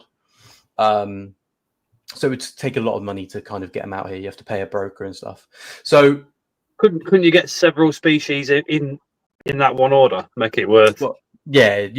If I was getting these, I wouldn't start with 10. I would. It would be an extremely large investment. I would have to get maybe 30. Because if they got 10 and 5 die in transport, well, very because you do have to add blood to some things. Some things you might be fine for many, many years without adding blood. Ardentella, it's been reported quite well now that you need to continuously add blood or they just crash. So if this was one of those species and I've only got 10, well, again, so yeah, it will get here eventually. The first place it will go is China, which is already in China, because they spend a lot of money. And then eventually, once the Chinese have got it down, they'll start selling to other countries, including the UK, and we should be able to get it a hell of a lot easier. As soon as it gets to somewhere like Thailand or Vietnam, then it will be here. But we're talking maybe 5+ years. I don't know. It could be sooner, but it's a very slow breeding species, just like the normal Cubans, which are these ones. What's your day-to-day job, Josh? I'm a software engineer. Oh, so very boring. I know, but no, very interesting. Very interesting. Do you develop apps?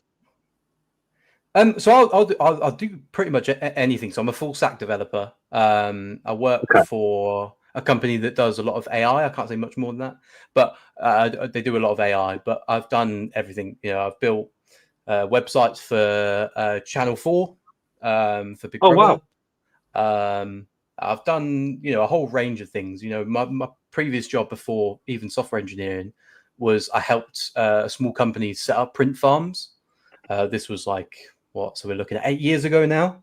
So if you were a 3D printing company, I'd be someone that came in and I'd help you with your website. I'd get you on Amazon. I'd set it up so that you can send your files over to the print farms and so on and so forth.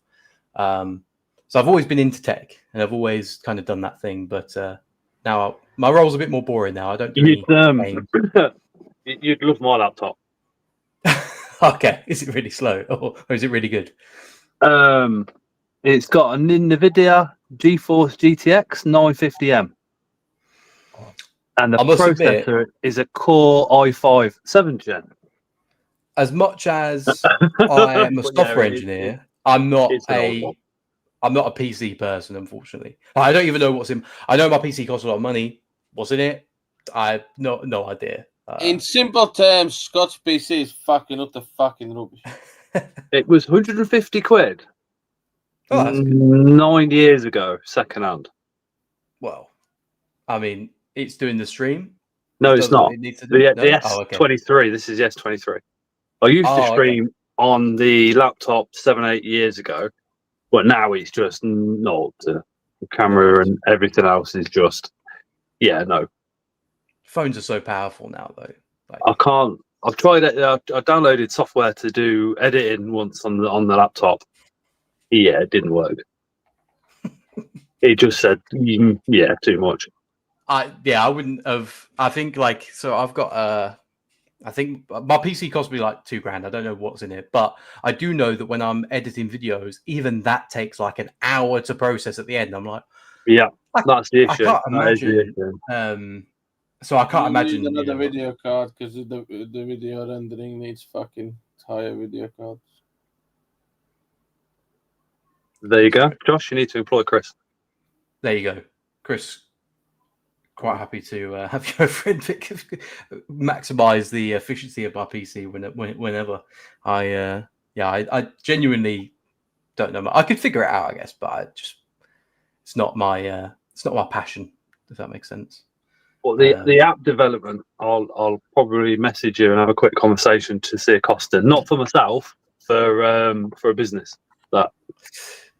So I will say, I'm always happy to have a chat. I will say that I only take on around 10 projects per year outside my normal job. And I'm already like fully booked for the year because especially with the Isopod stuff, I used to also do 2 cosplays per year. So if someone wanted me to design something 3D print wise, I used to do that, but I don't do that anymore either. I just don't have time. But no, always happy to help. And if anyone ever has any website queries or anything like that, come to me. If it's not something that's going to take me ages, I'll always help you. And if a lot of people have come to me recently because of the eBay stuff about building websites, build it yourself.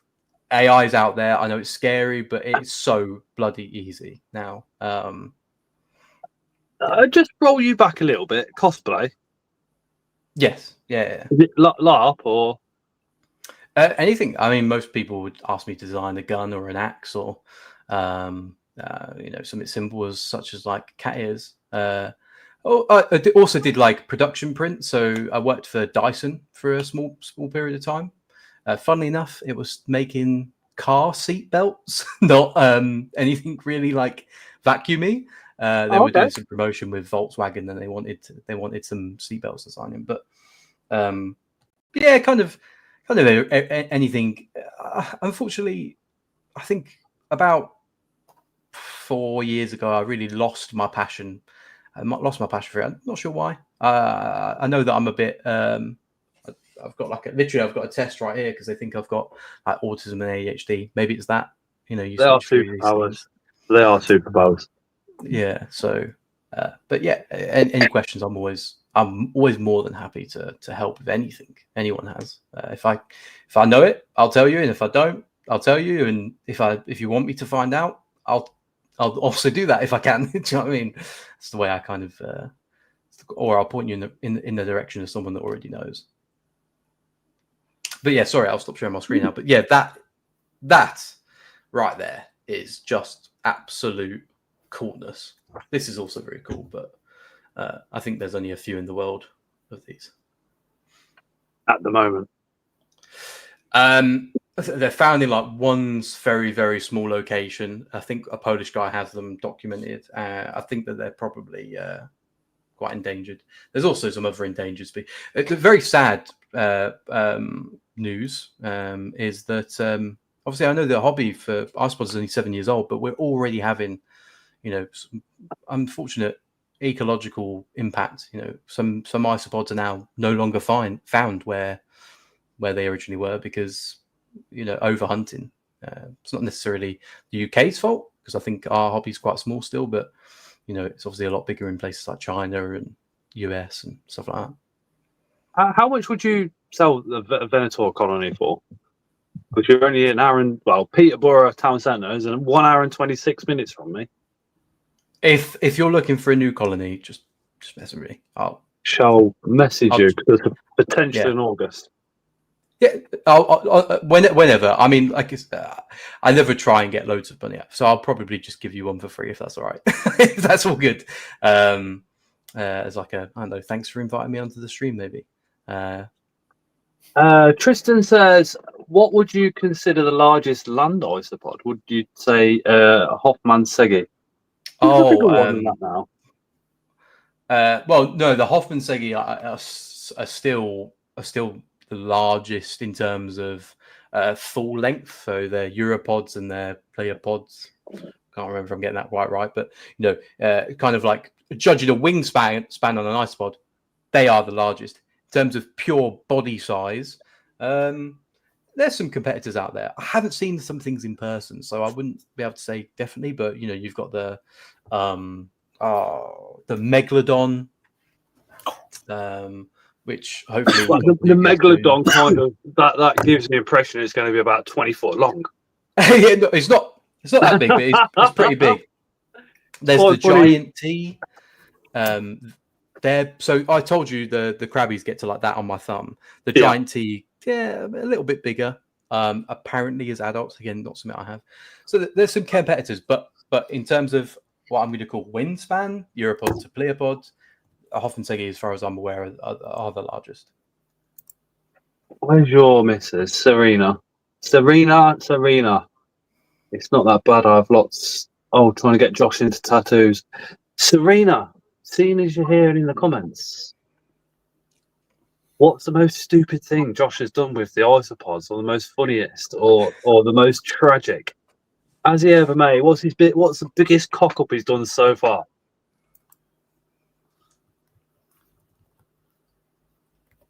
Tristan says Scott can't even use isopods. He keeps inverts. I guess he means that. Yeah, I know. Yeah. Very clever, though, I must say, Tristan. Hey, Osman, Chris. They are fancy woodlice. Exactly. Osman, like Chris, they're very like tarantula hardcore. That's pretty it. But again, onlypods.co.uk. Scott's Crew 10% discount.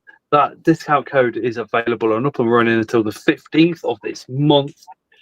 But as an addition to that, 10% of the cash value order will also be going to the charity that Kevin Bigley supports, which is the Suicide Awareness one. If you don't fancy buying any isopods, but you want to help the charity, drop one of us a message and we can PayPal it across pretty easy as well as. If just on that, whoever does make a donation, Scott, whoever makes the largest donation outside of the isopods, I'll donate them free Diablos that they can either give away or they can have themselves. So even if they donate £5, awesome. There's 5 free Diablos for them. But yeah.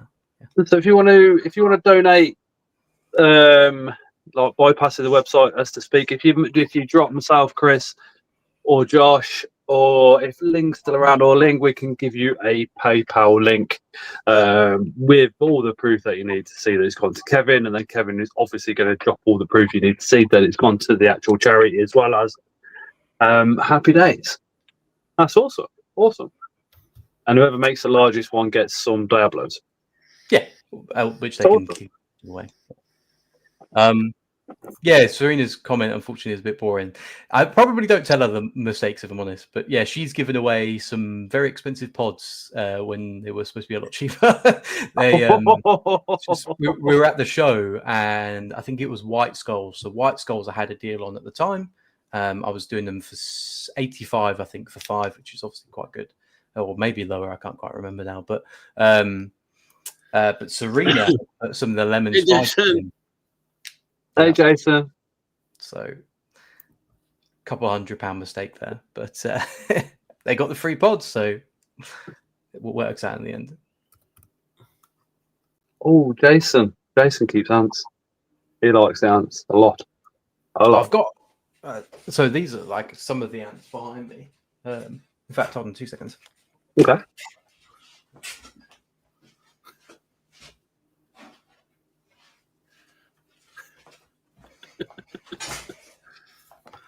So usually these are kept in an incubator in that room. It's just that I've got them out for the video in case you guys wanted to see them. Yeah, man.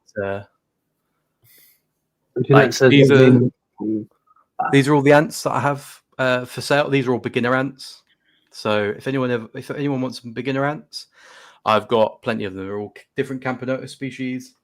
Got some shiny ones, got some yellow ones. Well, I'll tell you the actual names, obviously, if you're interested. But yeah, there's. I've got a good couple. I don't know. Maybe I've got 100, 200, and I'm doing these really cheap. I just want more people to get into the ant hobby, really. And obviously, I've kept the best looking ones. That's kind of why I got them in the first place, obviously. But they are still beautiful in their own right, and doing really, really well. I take it you got some Nicos there then. Nicobarensis, Camponotus nicobarensis. Yeah, so I've got. Oh, you won't be able to see it. I won't be able to bring it down, unfortunately. But just above that wooden thing is a 5 queen Camponotus nicobarensis colony. Oh, is that going all right? Amazing. It's a year, almost 2 years old. About almost 2 years old, and it's getting out of control. Put it that way. I did a check not too long ago. You can't see very well in there because there's just so bloody many. But I did a check not too long ago, and I still confirmed that there was 3 queens in there. So there probably is still the 5. It's just that I've only been able to see 3. Jason says his tricoloured bulldogs are doing well. With the Queen's second year brood of around 5+ workers out now, she had a max of 40+ last year, keeping one alive over winter to care for the grubs. I'm very jealous, to put it that way. I would love some bulldog ants, bullet ants, anything from Australia. I absolutely love, but they're just very expensive. The 3D printing of the cosplay weapons and things like that. Mm-hmm. Jason collects another level, so he goes over to the Weta Studios. Oh, amazing! I love Weta. I love. I mean, Adam Savage got me into Weta Studio when I was like young. Do you know what I mean? I love. Yeah, that's amazing. If you check out, if you get Serena just to click on his channel and have a look around, so you've got it, you'll see what I mean. And he goes to very similar to yourself, so he visits a lot of the Comic Cons as well. Which what's his name? I'll be able to click him. I've got him on my thing. Is it Haunt of the Collector? Maybe. Yeah, Haunt of the Collector. All right, let me. I will save his name and watch. Just don't look at his artwork, because my God, I get so envious of that man's capabilities with the artwork. It's just like, my God. 350 for the Queen. Yeah, that's it's something that I'm not shied away from. It's just that I just don't have the time at the moment. I'd love to. I'm only keeping species that I'm either quite confident with or are already established at the moment, just because founding is, as we all know, quite difficult for a lot of these ants. Which is why, like I said, I get so many, and then it works out for a lot of other people, because that means they can also get some ants, for sometimes half price, if not less. I was just looking if there was anything else I could show you, but I've got. The thing is, I don't know how to say the name. Have you ever kept amphipods? I have not. Land amphipods. I'll have to have a look what that even is, to be honest. Let's have a look on Google quickly.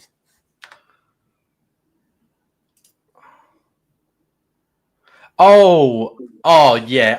I think I know what. Lawn shrimp. I think that is that what you mean, Tristan? If so, no. But I did get some from the Spider Shop. I did get some from the Spider Shop, and they scared the absolute behemoths out of me. It was like literally jumped at my face as I looked through the soil. I keep we've got some red shrimp, some cherry reds, and we've got the larger ones, which the scientific name fails me at the moment, but they are epic. Is that the ones that can have like hardy quins, and is it the larger ones? It's probably about so big. So I only know Neocardina and Caridina. I don't know how to say it quite. Neocaridina and Caridina.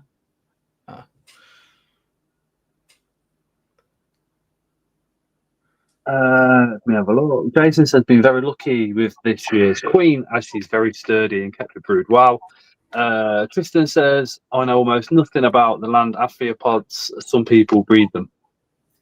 Yeah, I think that they can be good like feeders, but so basically they use their I don't know what it's called, but their butt essentially to like jump, and they will just jump at your face, and I hate it. But they're like really popular. I don't know where Spider Shop's based out of now. I think it's Wales, but they're really popular. Not popular. They're common in grass and so on and so forth there. But another weird invert if someone wants to get into them, like the pseudo scorpions. I wouldn't mind getting some of those. It's not something that a lot of people. The pseudos are pretty cool. Pretty sure we've got species in the UK. Yes, yeah, that's the species that I would love to kind of get. We've got a load of. I mean, it's like the flatback millipedes. I've got maybe 5 UK species now. Again, I'm no good with scientific names, unfortunately. Scott, you'll learn this very quickly. This is from Google or Wikipedia, not myself. So Afropod, which is the New World Encyclopedia.org, says including among the amphipods are the abundant sandhoppers, beach flies, ghost shrimp, and whale ectoparasites, camus. There you go. So there's some examples of amphipods. That knowledge comes from Google. Nice. A website called the New World Encyclopedia.org. For some reason, isn't loading up fully for me at the moment. Okay.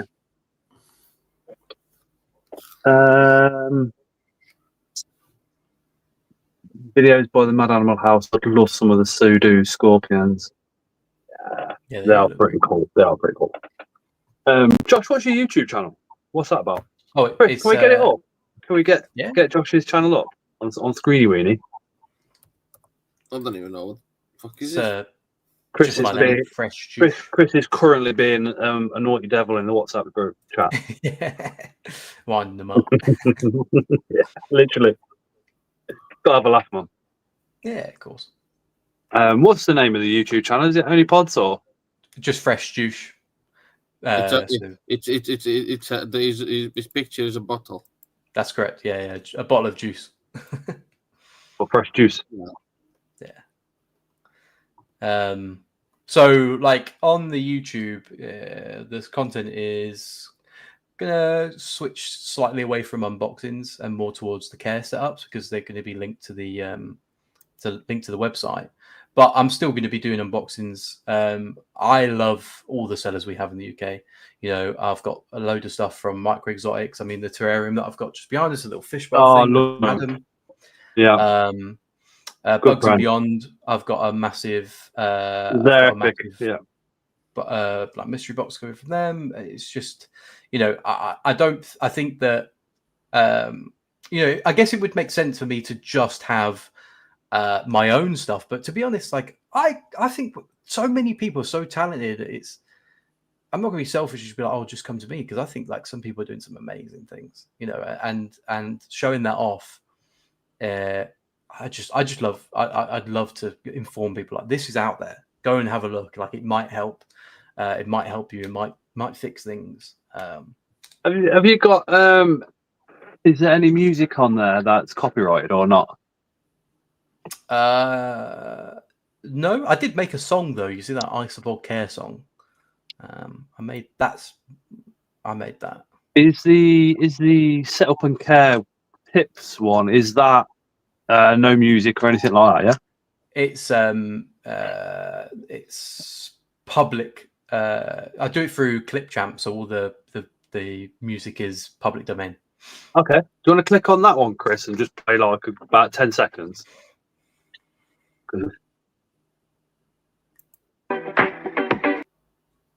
I don't need to play it, don't I? Hi guys, it's been a while, hasn't it? I can only apologise for that. And I've got a really exciting announcement, so I'll get straight into it. I don't want to, I'm just too excited. So just to let you know, the reason that I've been a bit sparse on the videos is last year, obviously, I lost my job. I'm now in a new job, so that's really good. But also the amazing news is that obviously I've been keeping Isopods for quite a while now, and I've been working with an absolutely amazing team of people to bring in any Isopod that I love, any Isopod that I fall in love with, and they have just been breeding like rabbits. And I'm just doing so well with them that now for me to fund my hobby and progress that, I am actually launching my website, so that will be here. It's called Only Pods. There'll be a hint to why when you visit the website. But this is just going to be a place for me to share what I've got with you guys. There hopefully will be options for trades. There'll be options to sell to me, Josh. All sorts of things. But mostly it's going to be. Let's skip about halfway into the middle of it, Chris, just so we get a good taste. If it's faulty or not. Okay, let's open the tub now and see what we've done inside. So actually, let's start on the lid.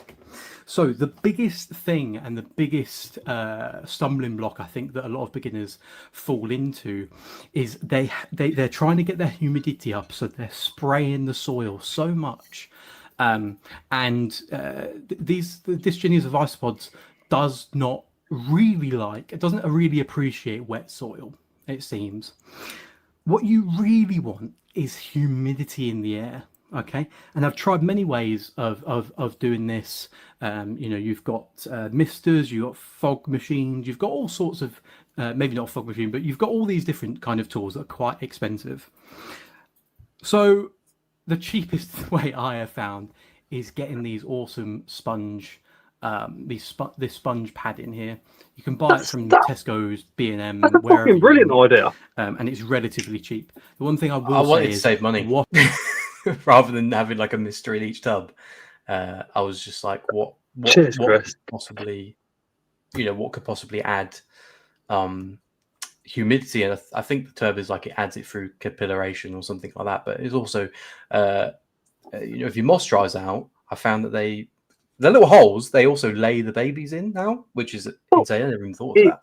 That idea, and Charlotte's put there, that's such a good idea. Stealing that. I can see that literally changing people's hobby, because it's not just going to work for the isopods, it's going to work for any species where you need their humidity up high. That sunshine is a brilliant idea. Yeah, I think that, as I said in there, the biggest thing is if you've got wet soil, I know that's a bloody good idea. Tesco, here he comes. Well, yeah, wet soil, mold potentially. And also I think that the most unfortunate thing in this hobby is naming. Right, I know that I'm bad at scientific names, right, myself, but Cuberis. You say Cuberis, you think caves. Well, actually, only a very, very small percentage of Cuberis actually come from caves, right? So, I've just had a brilliant idea for those sponges where if you hook up with Chris about sharing the love.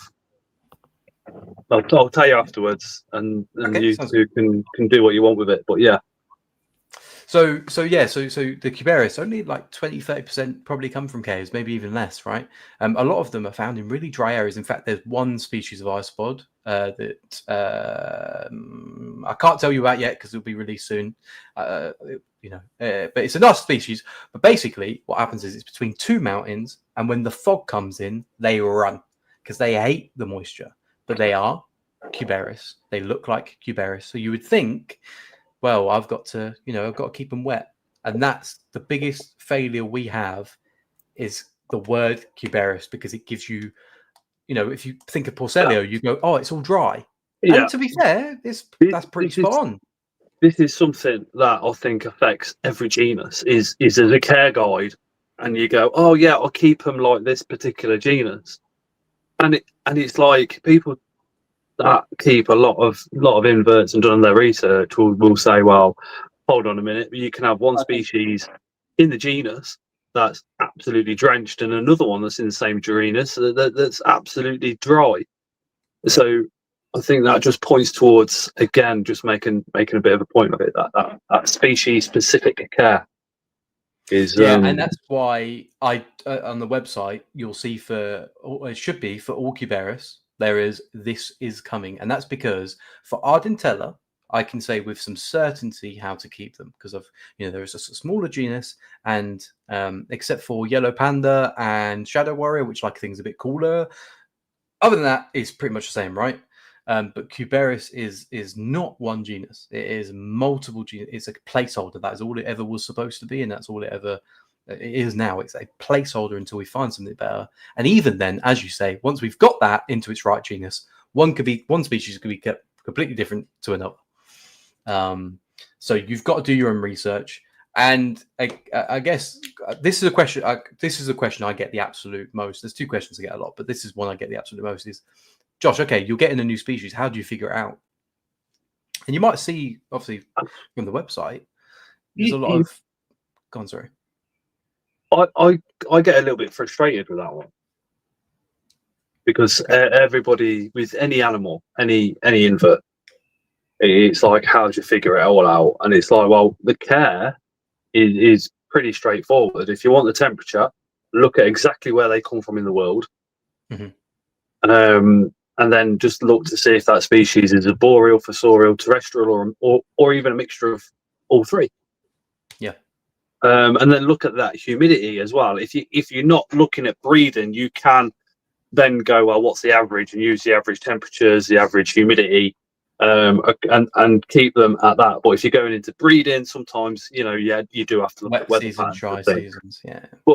But a lot of people, I'm not even going to say it's beginners because it's not. It's everybody just tends to go, well, we'll watch a YouTube video and that'll tell me everything, and it doesn't sometimes. Sometimes it just gives you those averages, where really, if you're looking at breeding things, you do have to look at the weather patterns, and as an instigator to breeding, call the weather patterns foreplay, and it's a bit funny, but that's literally what it is. It's getting that invert ready to go. Actually, yeah, we're gonna have a go, and then when the rains come or the suns come, whichever way they're going, that's when we're gonna drop the babies. So we need to breed now, and the way that's achieved is literally by changing those environments. In our own care. I think that also, like, I applaud spider, tarantula keepers, anything that is single occupancy, because it's a lot harder to get things like obviously we can research all of these things, but if you get one thing wrong and it passes away, well, it's one thing, right? Whereas with the isopods, you buy 10, right? You've kind of got, it sounds horrible in a way, but you've got 10 chances to figure out what's going wrong, right? So that's what I'll get as much information as you kind of said as I can, including paying people for soil pHs and stuff like that.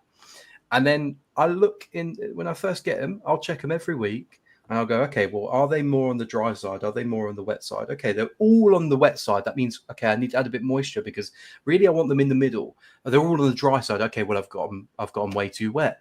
And that's with the isopods, you have the very unique ability to just pay attention to what they're telling you. And that's as simple as that. Gosh, I love it how you think we only keep one spider from each species. Oh, shows how little I know, right? Chris, how many females of each species do you like, on average keep?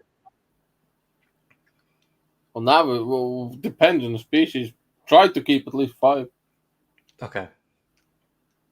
But 4 days I have about 20 to 30. So a few. Okay, yeah. I did think because I'm not in the spider world, obviously. So when you get a new species, I don't know how many you're able to get, right? Generally, a new species, if it comes to the UK, it's normally in the form of slings or grown on slings, and all the hard work's been done over in Germany and in Europe, because that's just where it seems to come from. So yeah, generally we've got a good understanding, and we're very lucky with the people that get the new species, like Luke from Spa Spiders. He won't just go to Germany to get them. He will find out about them because he knows that he's going to have to give out the correct information for these as well. Yeah, I think It, that's also, so important. it goes via taxonomists as well to make sure whatever species it is exactly what it says on the label. There is a couple of guys that really, really go to huge lengths to make sure, one, the care they've got that nailed, and two, that species identification is done correctly as well. Yeah, I think the I mean, species identification is awesome. I've had it. I bought a scorpion, and it was mislabeled. Luckily, I put the care video out, and then a couple of people were like really complaining about the species name and everything. But then I put a follow-up video which got more views, funny enough, than the original one, and just basically said, look, we can make mistakes, and if somebody tells you it's this scorpion, then you automatically are going to go, yeah, it is. But it just shows you that whatever you get into your collection, double check online. You can take pictures, you can do Google searches, and if it shows something different to what you've been told, message the seller and see if they're in agreement. And all that can do is better the hobby. Yeah, no, most definitely. I wish there was we're having that a lot in the Isopod hobby, right? I think, like for example, this is a good example because they turned out to be the seller was right? So you have red tiger, you have orange tiger. Now they look the exact same, like visually look the exact same, right? So the story was that the sellers were out competing each other and they just came up with a new name, which does happen very, very often. And that's something that people should know. If I'm selling something as, for example, blue whale, and someone else sells it as blue, I don't know, orca, they could be the same species, because unfortunately in this hobby, it seems to be, especially from China, it seems to be very money driven. So they'd rather put a new species name and get a few more quid. And unfortunately, there's not a massive, as a consumer, there's not a massive way you can tell the difference, because unless you buy both species and then also have a microscope and maybe even some DNA like taken, it's incredibly difficult. I speak to some of. Luckily, I've made friends with some of the most trusted people, but even they will get things wrong because it's such a new hobby. It's such a new thing. But I think with us, with tarantulas, I don't know if it's the same with the isopods, because the isopod's name, like blue whale, that could be their species for all I know. But with tarantulas, you get bird-eating spider. Well, that refers to a whole group of different spiders. So you still don't know which one you're actually talking about. You can get OBT, which it's orange bitey thing, orange bastard thing, orange whatever. But that can refer to, depending on who you talk to, that could refer to a Makumi. It could refer to a Zimbabwean. It could refer to so many different spiders. It's unbelievable. This is why scientific names are very, very important. So you know which spider you're talking about. But they are very difficult to learn, very difficult to pronounce. But I also feel if you can't pronounce the genus, but you can the species, you can always go, P. metallica, and then people will know. Or even if you slip up on the pronunciations of names, because the way I pronounce stuff is completely different to how Chris does, to how Bart does in chat, to how Chris Art does. But we still know, even if we mispronounce it, the other person still knows exactly which species of spider you're talking about. Yeah. And that, I think, is the most important part. And I think the point from that is basically, if you do struggle to pronounce Latin names, you don't panic about that too much, because the other person's still going to know which spider you're on about. And if they're a nice enough person, they're going to accept that some of us do struggle with pronunciation and carry on the conversation. No, that's nice. I like that. We don't have unfortunately, I think that we're just 20, 30 years away from having at least a few scientific names in the Isopod. Like, that's not even, I think it might even be maybe longer. There's just not enough funding in that area. Well, let's just put one in now, right? So, Chris, I'm not going to take the piss, I promise, but I'm just going to ask you to say the same spider. So I would say Formictopus. Formictopus. He normally says Formictopus. No, I I'd say for- Formictopus. That's probably Yeah. what I'd say. See, What is it? he's just What- chatting shit. He's just fucking trying to fucking embarrass somebody. He's a fucking cunt. No, I'm not. Same as he Literally fucking not. I was knows just- how to say fucking I was gnat. just trying to make the point that Shut the sometimes. fuck up, gnat. Form. I mean, I say Cubaris, and it's not Cubaris. People hate that. It's Cubaris or something like that. Cubaris. So you know what I'm on about. You know what I mean? You know when I say Cubaris, you know what I'm on about. But it might get a bit more difficult as we get more names. But you mentioned about your friend going to like Germany and these places to pick these things up, and that was really important. But so hopefully next year I have been invited. It'll be on the YouTube channel. Hopefully, I've been invited to a few different countries. I've made some really good friends out there. So one's going to be China. So I've been invited to a farm in China to see how they farm these isopods.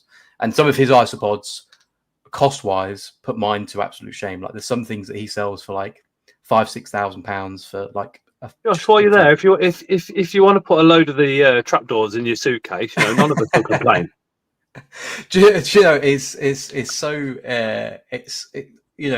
bring it. So obviously, as many of you will know, you can bring back iSpots because they're not because the certificate of health in their country doesn't exist yet. You can still do that. You have to get So what? Literally on the plane in your suitcase, you can bring back iSpots. Exactly that. So that's why. So I'll be going to these countries and bringing these things back. So there is a bit more to it than that. So in the UK doesn't care, right? So you know, I spoke to APAH, and you know, they're like, okay, yeah, as long as you follow the rules of the country, it's fine. So UK, you know, unfortunately they should care more, but they don't. So what you do is you go to Thailand, for example, and you have to get a certificate from a reputable breeder through the Kingdom of Thailand, that's what it says on the top of the letter, stating that this species is not protected, as well as a few other things. And it also say that some of the details. So you could literally go to a seller and ask them to write the letter, and that'd be it. Well, they have to send it off to the Kingdom of Thailand, which is the thing, and have that approved. It costs a couple £100, and then you could. However, what a lot of people do, which I think if I didn't have my main job, maybe I would be a bit of a risk taker. I don't know, but I would be terrified to be caught on a plane and not have the paperwork. You can do it without the paperwork. A lot of people do. Mantises, I would say, it's a lot of people that already do that, right? They go to the country and they bring it back, and there's no paperwork done. I'm terrified of being. I'd be sweating. Like I genuinely, they'd probably take me in for cocaine because they'd be so sure that I was doing something really bad. So like spending a couple £100 to get the form but there is countries also that don't have forms. You know, one country that's really strict, for example, is Malaysia. Right, it's very unlikely that you'll get something out of Malaysia. So what people do is they get a train from Malaysia to another country, and then they fly out from there because you can get it on. You can go on the train, and it's no thing.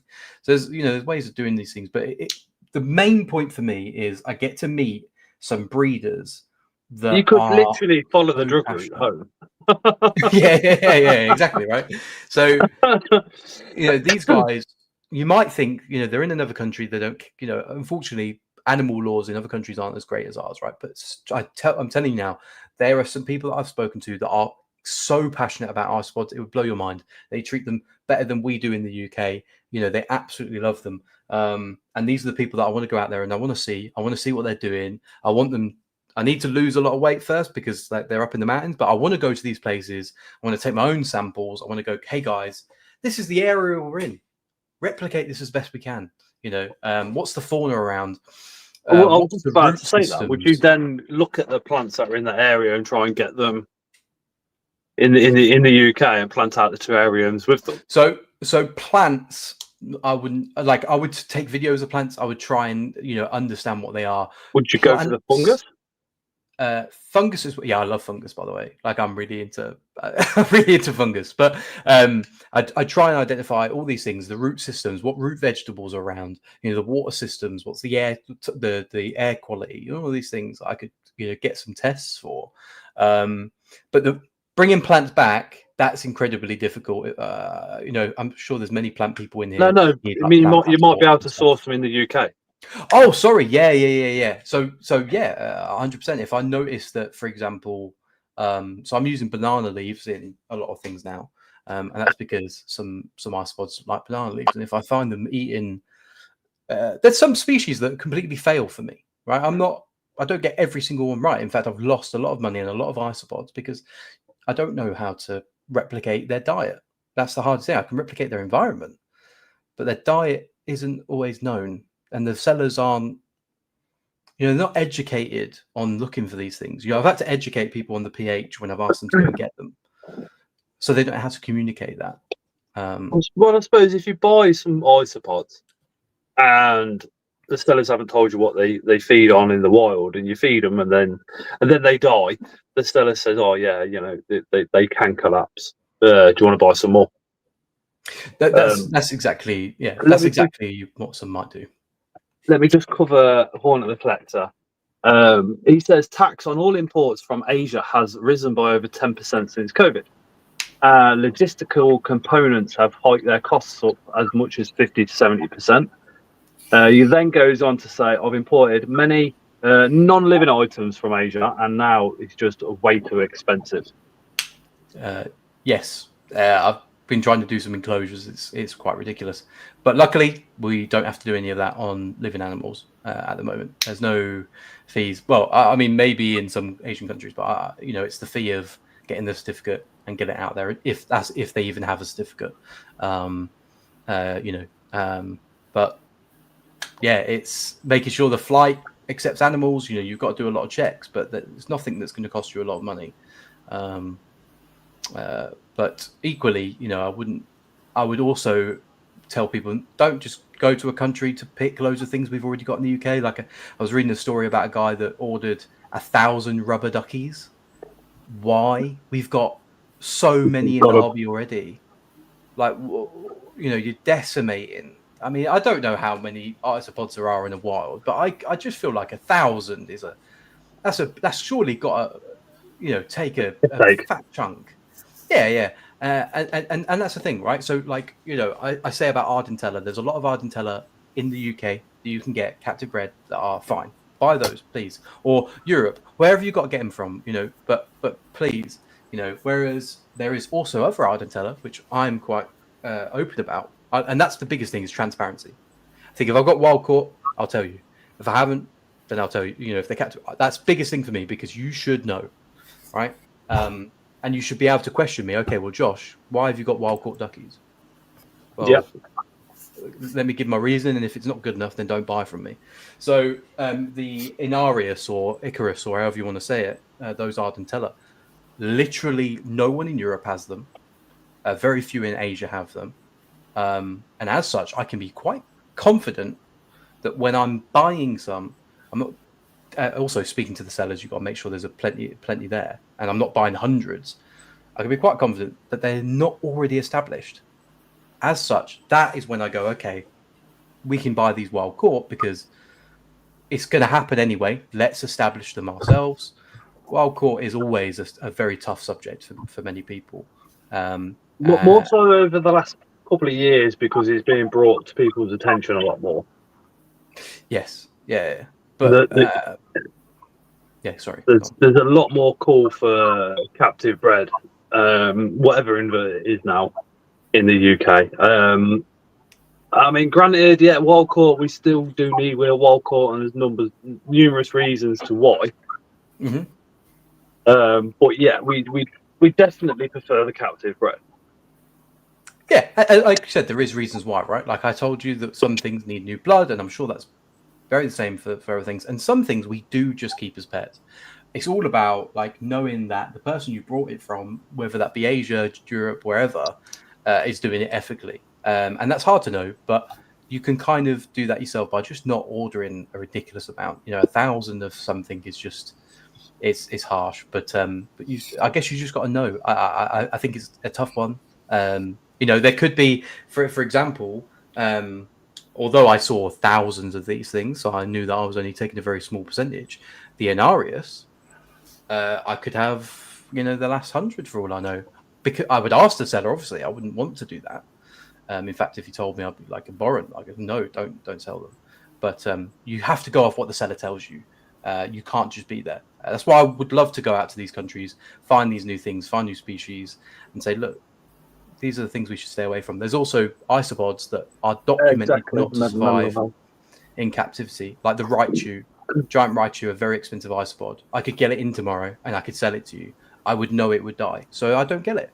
It's a beautiful isopod. I might buy it for myself, but there's been a few little species come into the hobby over the years. Some millipedes as well that just been well caught and they don't do well at all in captivity. And that, like you with the isopods, that's got to be avoided. Has to be avoided.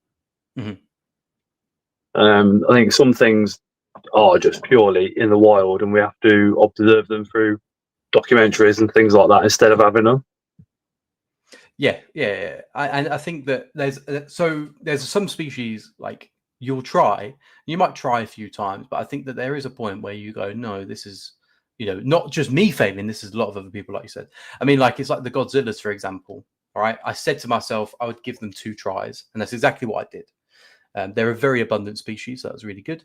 But in the UK and parts of, and as far as I was aware at the time, Europe, these had not been bred in captivity before.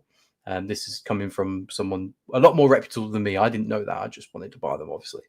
And I'm really lucky that I've fed them a whole different bunch of things. I fed them roots from vegetables. I've fed them mushroom blocks. I've fed them all sorts of different things, and I've got them breeding. And so far, the babies are doing really well. Now that's a big win. I've got to now figure out which bit did I do right? Was it the flake soil in the soil, or was it this, right? And yeah, so you can try these things, but I think there is a limit where you go, okay, well, these are just dying. Yeah, and that's the end of it. Let's leave them alone. Exactly. And like I said, we've got a lot of species that are going, maybe not extinct, but they're disappearing from where they were found. The R13 ducky probably being, at least to me, the most famous one. Called R13 because it's found on Route 13 in Malaysia. You can now not buy R13 duckies in Malaysia because they've disappeared from these areas. However, and this is how funny it is. Even like I would say the foremost Benny cast said to me, Josh, no, that's not true. That's a wise tale. They're only found in Thailand. And then I spoke to him and he went, oh, Josh, no, you're right. You're completely correct. That is Malaysia, but R13 is also found in Thailand. So it's not that it's extinct. It's just that they're not in Malaysia anymore. So, and they could be a completely different species is one of the other things he said, because they are from different countries.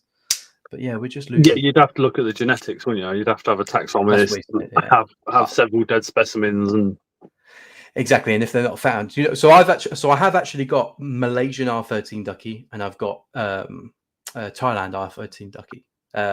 So I got those from a UK seller, so they're already in the UK breeding. So I've sent him some photos, but again, the seller might have been wrong. Maybe he didn't get them from Malaysia and he thought he did. So hard, so hard. But hopefully, I guess we'll find out. But there is, there's a lot of isopods out there, insanely beautiful. I think St. Helens isopod, I think it's called. It's a spiky one. It's green. It's amazing. But I think there's less than like 300 left in the wild. Oh. So there's you can donate to it as well. And I was just about to say, so instead of buying that species, put that money and send it over to the actual conservation project instead. So I'm not into roaches. One of my friends is, Mark, and a lot of other people are. But you've got I think it's the extinct cave roaches. Yeah, they're available in the UK.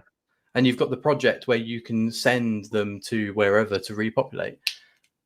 That's what we need to do. If you. That's what I mean. Stop taking from the wild if we can, and if we have messed up, let's try and put it back before it. Problem with breeding stuff in the home and then putting it back into the wild. I was chatting we had probably a couple of years ago now, Phil. Now Phil, incredible inverts with other animals. His parents run the Midland Hawk Show, so he's zookeeper and all the rest of it. And he said to be able to do P. Metallica, you've got to take the specimens from the wild. They've got to be in a research laboratory that's been set up in their area. When you go in and out of it, you've got to be decontaminated. Even the roaches that they're fed on, I can't remember the specifics for it, but they have to be looked after in a certain way and come from the same area as well. Yeah. I think when it comes to repopulating, I think numbers have got to be stupidly low before we go, well, we can take them out of the hobby and put them into the wild. Yeah, and like you said, it's a lot of hard work, and also they adapt. Yeah, and also they adapt differently. Like, this is one thing I will say, I get this a lot. Someone says to me, Josh, I brought a species from you. I brought a species from a different seller. His has died, yours not. Why is that? And it'd be quite easy for me to go, oh, it's because they've got terrible. No, it probably isn't. I mean, it might be, but let's play devil's advocate. Let's say it's not. Well, it might just be that he keeps them very wet and I keep them very dry, and they've adapted. And that's the same as we bred stuff in the UK and then we tried to put it back in the wild. There's no guarantee that it would survive there because it's now, it's adapted. My humidity is. Hold on, Chris. We're going to be 8 minutes. Oh, all right. 8 minutes, because I've got to pop out and do something at 10:30 with a friend. But humidity levels. It's like unless you've got a humidity meter in your enclosure and you're monitoring it every second of the day, you can't guarantee it's going to be 10%, 90%, 95, 70, 60, 50 all the time. And no matter how hard we try, I personally think that you're going to get the humidity spikes followed by humidity lows. As the water in the substrate disappears, as the water in the sponges disappears, and then you top it back up again, and so on and so forth. So you're right, yeah. So, and that's why my care guides are not care guides. They are how Josh keeps them, because replicate what I'm doing. I won't sell it until it's doing well. So replicate what I'm doing. If I know it might say slightly different online, but if you and you're welcome to try what it says online. They might be even more right than me. It's just that if they do die, then it might just be because you're not keeping them like I have, because they've adapted to how I've kept them. So yeah, brilliant. Right, so we are literally coming up to the end of the stream. Josh, many thanks for this evening. It's been absolutely awesome. For people watching, it's dwindled down a little bit, but yeah, the website is onlypods.co.uk and the discount code is ScotsCrew10. 10% off the website, as well as that 10% will be donated to the suicide awareness charity, same one Kevin Bigley does. The discount code doesn't work on Josh's OnlyFans. It's only for the OnlyPods. That's a completely different code. We'll come back at a later date, probably not on this platform, to do a live stream around that one with another discount code. Yeah, exactly. Yeah. But I'd love to get you back on again in a few months' time to see where you're at and see where you're at with the website and all the rest of it. But don't despair, because I just want to put a little idea towards you and Chris. And that's it. But to everybody in the comments, thank you so much for this evening. I hope you've all maybe at least had a look at the website and maybe ordered a few little bits and bobs. Really appreciate it if you have done. And remember, the discount code is available to the 15th. Janet says, really interesting stream. Thank you, guys. The Mad Animal House, love listening to Josh talk isopods. Claire says, thank you. That's what, just quickly before we do go, that's what I thought when we were watching that video of you on YouTube. You have got a voice that is very easy to listen to. I'm very, very jealous. Oh, that was absolutely awesome. Yeah, Scott's voice fucking sucks. Yeah, he use fucking auto tune to fucking even get it somewhere decent. Blah blah blah blah. But yeah, thank you to everybody, and we shall see you next week with Jaden from Mr. Grindler's Creatures is coming on Tuesday next week. This Friday from 8 p.m. I hop channel, so I go I go over to Chris and Ling's Zoo on Wheels from 8 p.m. onwards. They do a live. Again, pairing spiders, swearing from the word go, and a hell of a lot of piss taking along the way. I love Friday night. Mate, honestly, mate, makes my week Friday night. I've such a laugh. So if any of you are available for that, please pop over. Come say hello. Drop Chris a subscription if you really have to. He does pay me to say that, and he pays me to advertise his channel on mine as well. Bollocks. Your fucking channel's fucking 90% of my fucking bots anyway. His actual number is about fucking 1,000 subscribers. It's 3. It's 3. Yeah. But yeah, thank you guys, and no, cheers, Josh. Mega Good night, appreciate it. everyone. Thanks so much. Cheers for having me on. See you later. Just.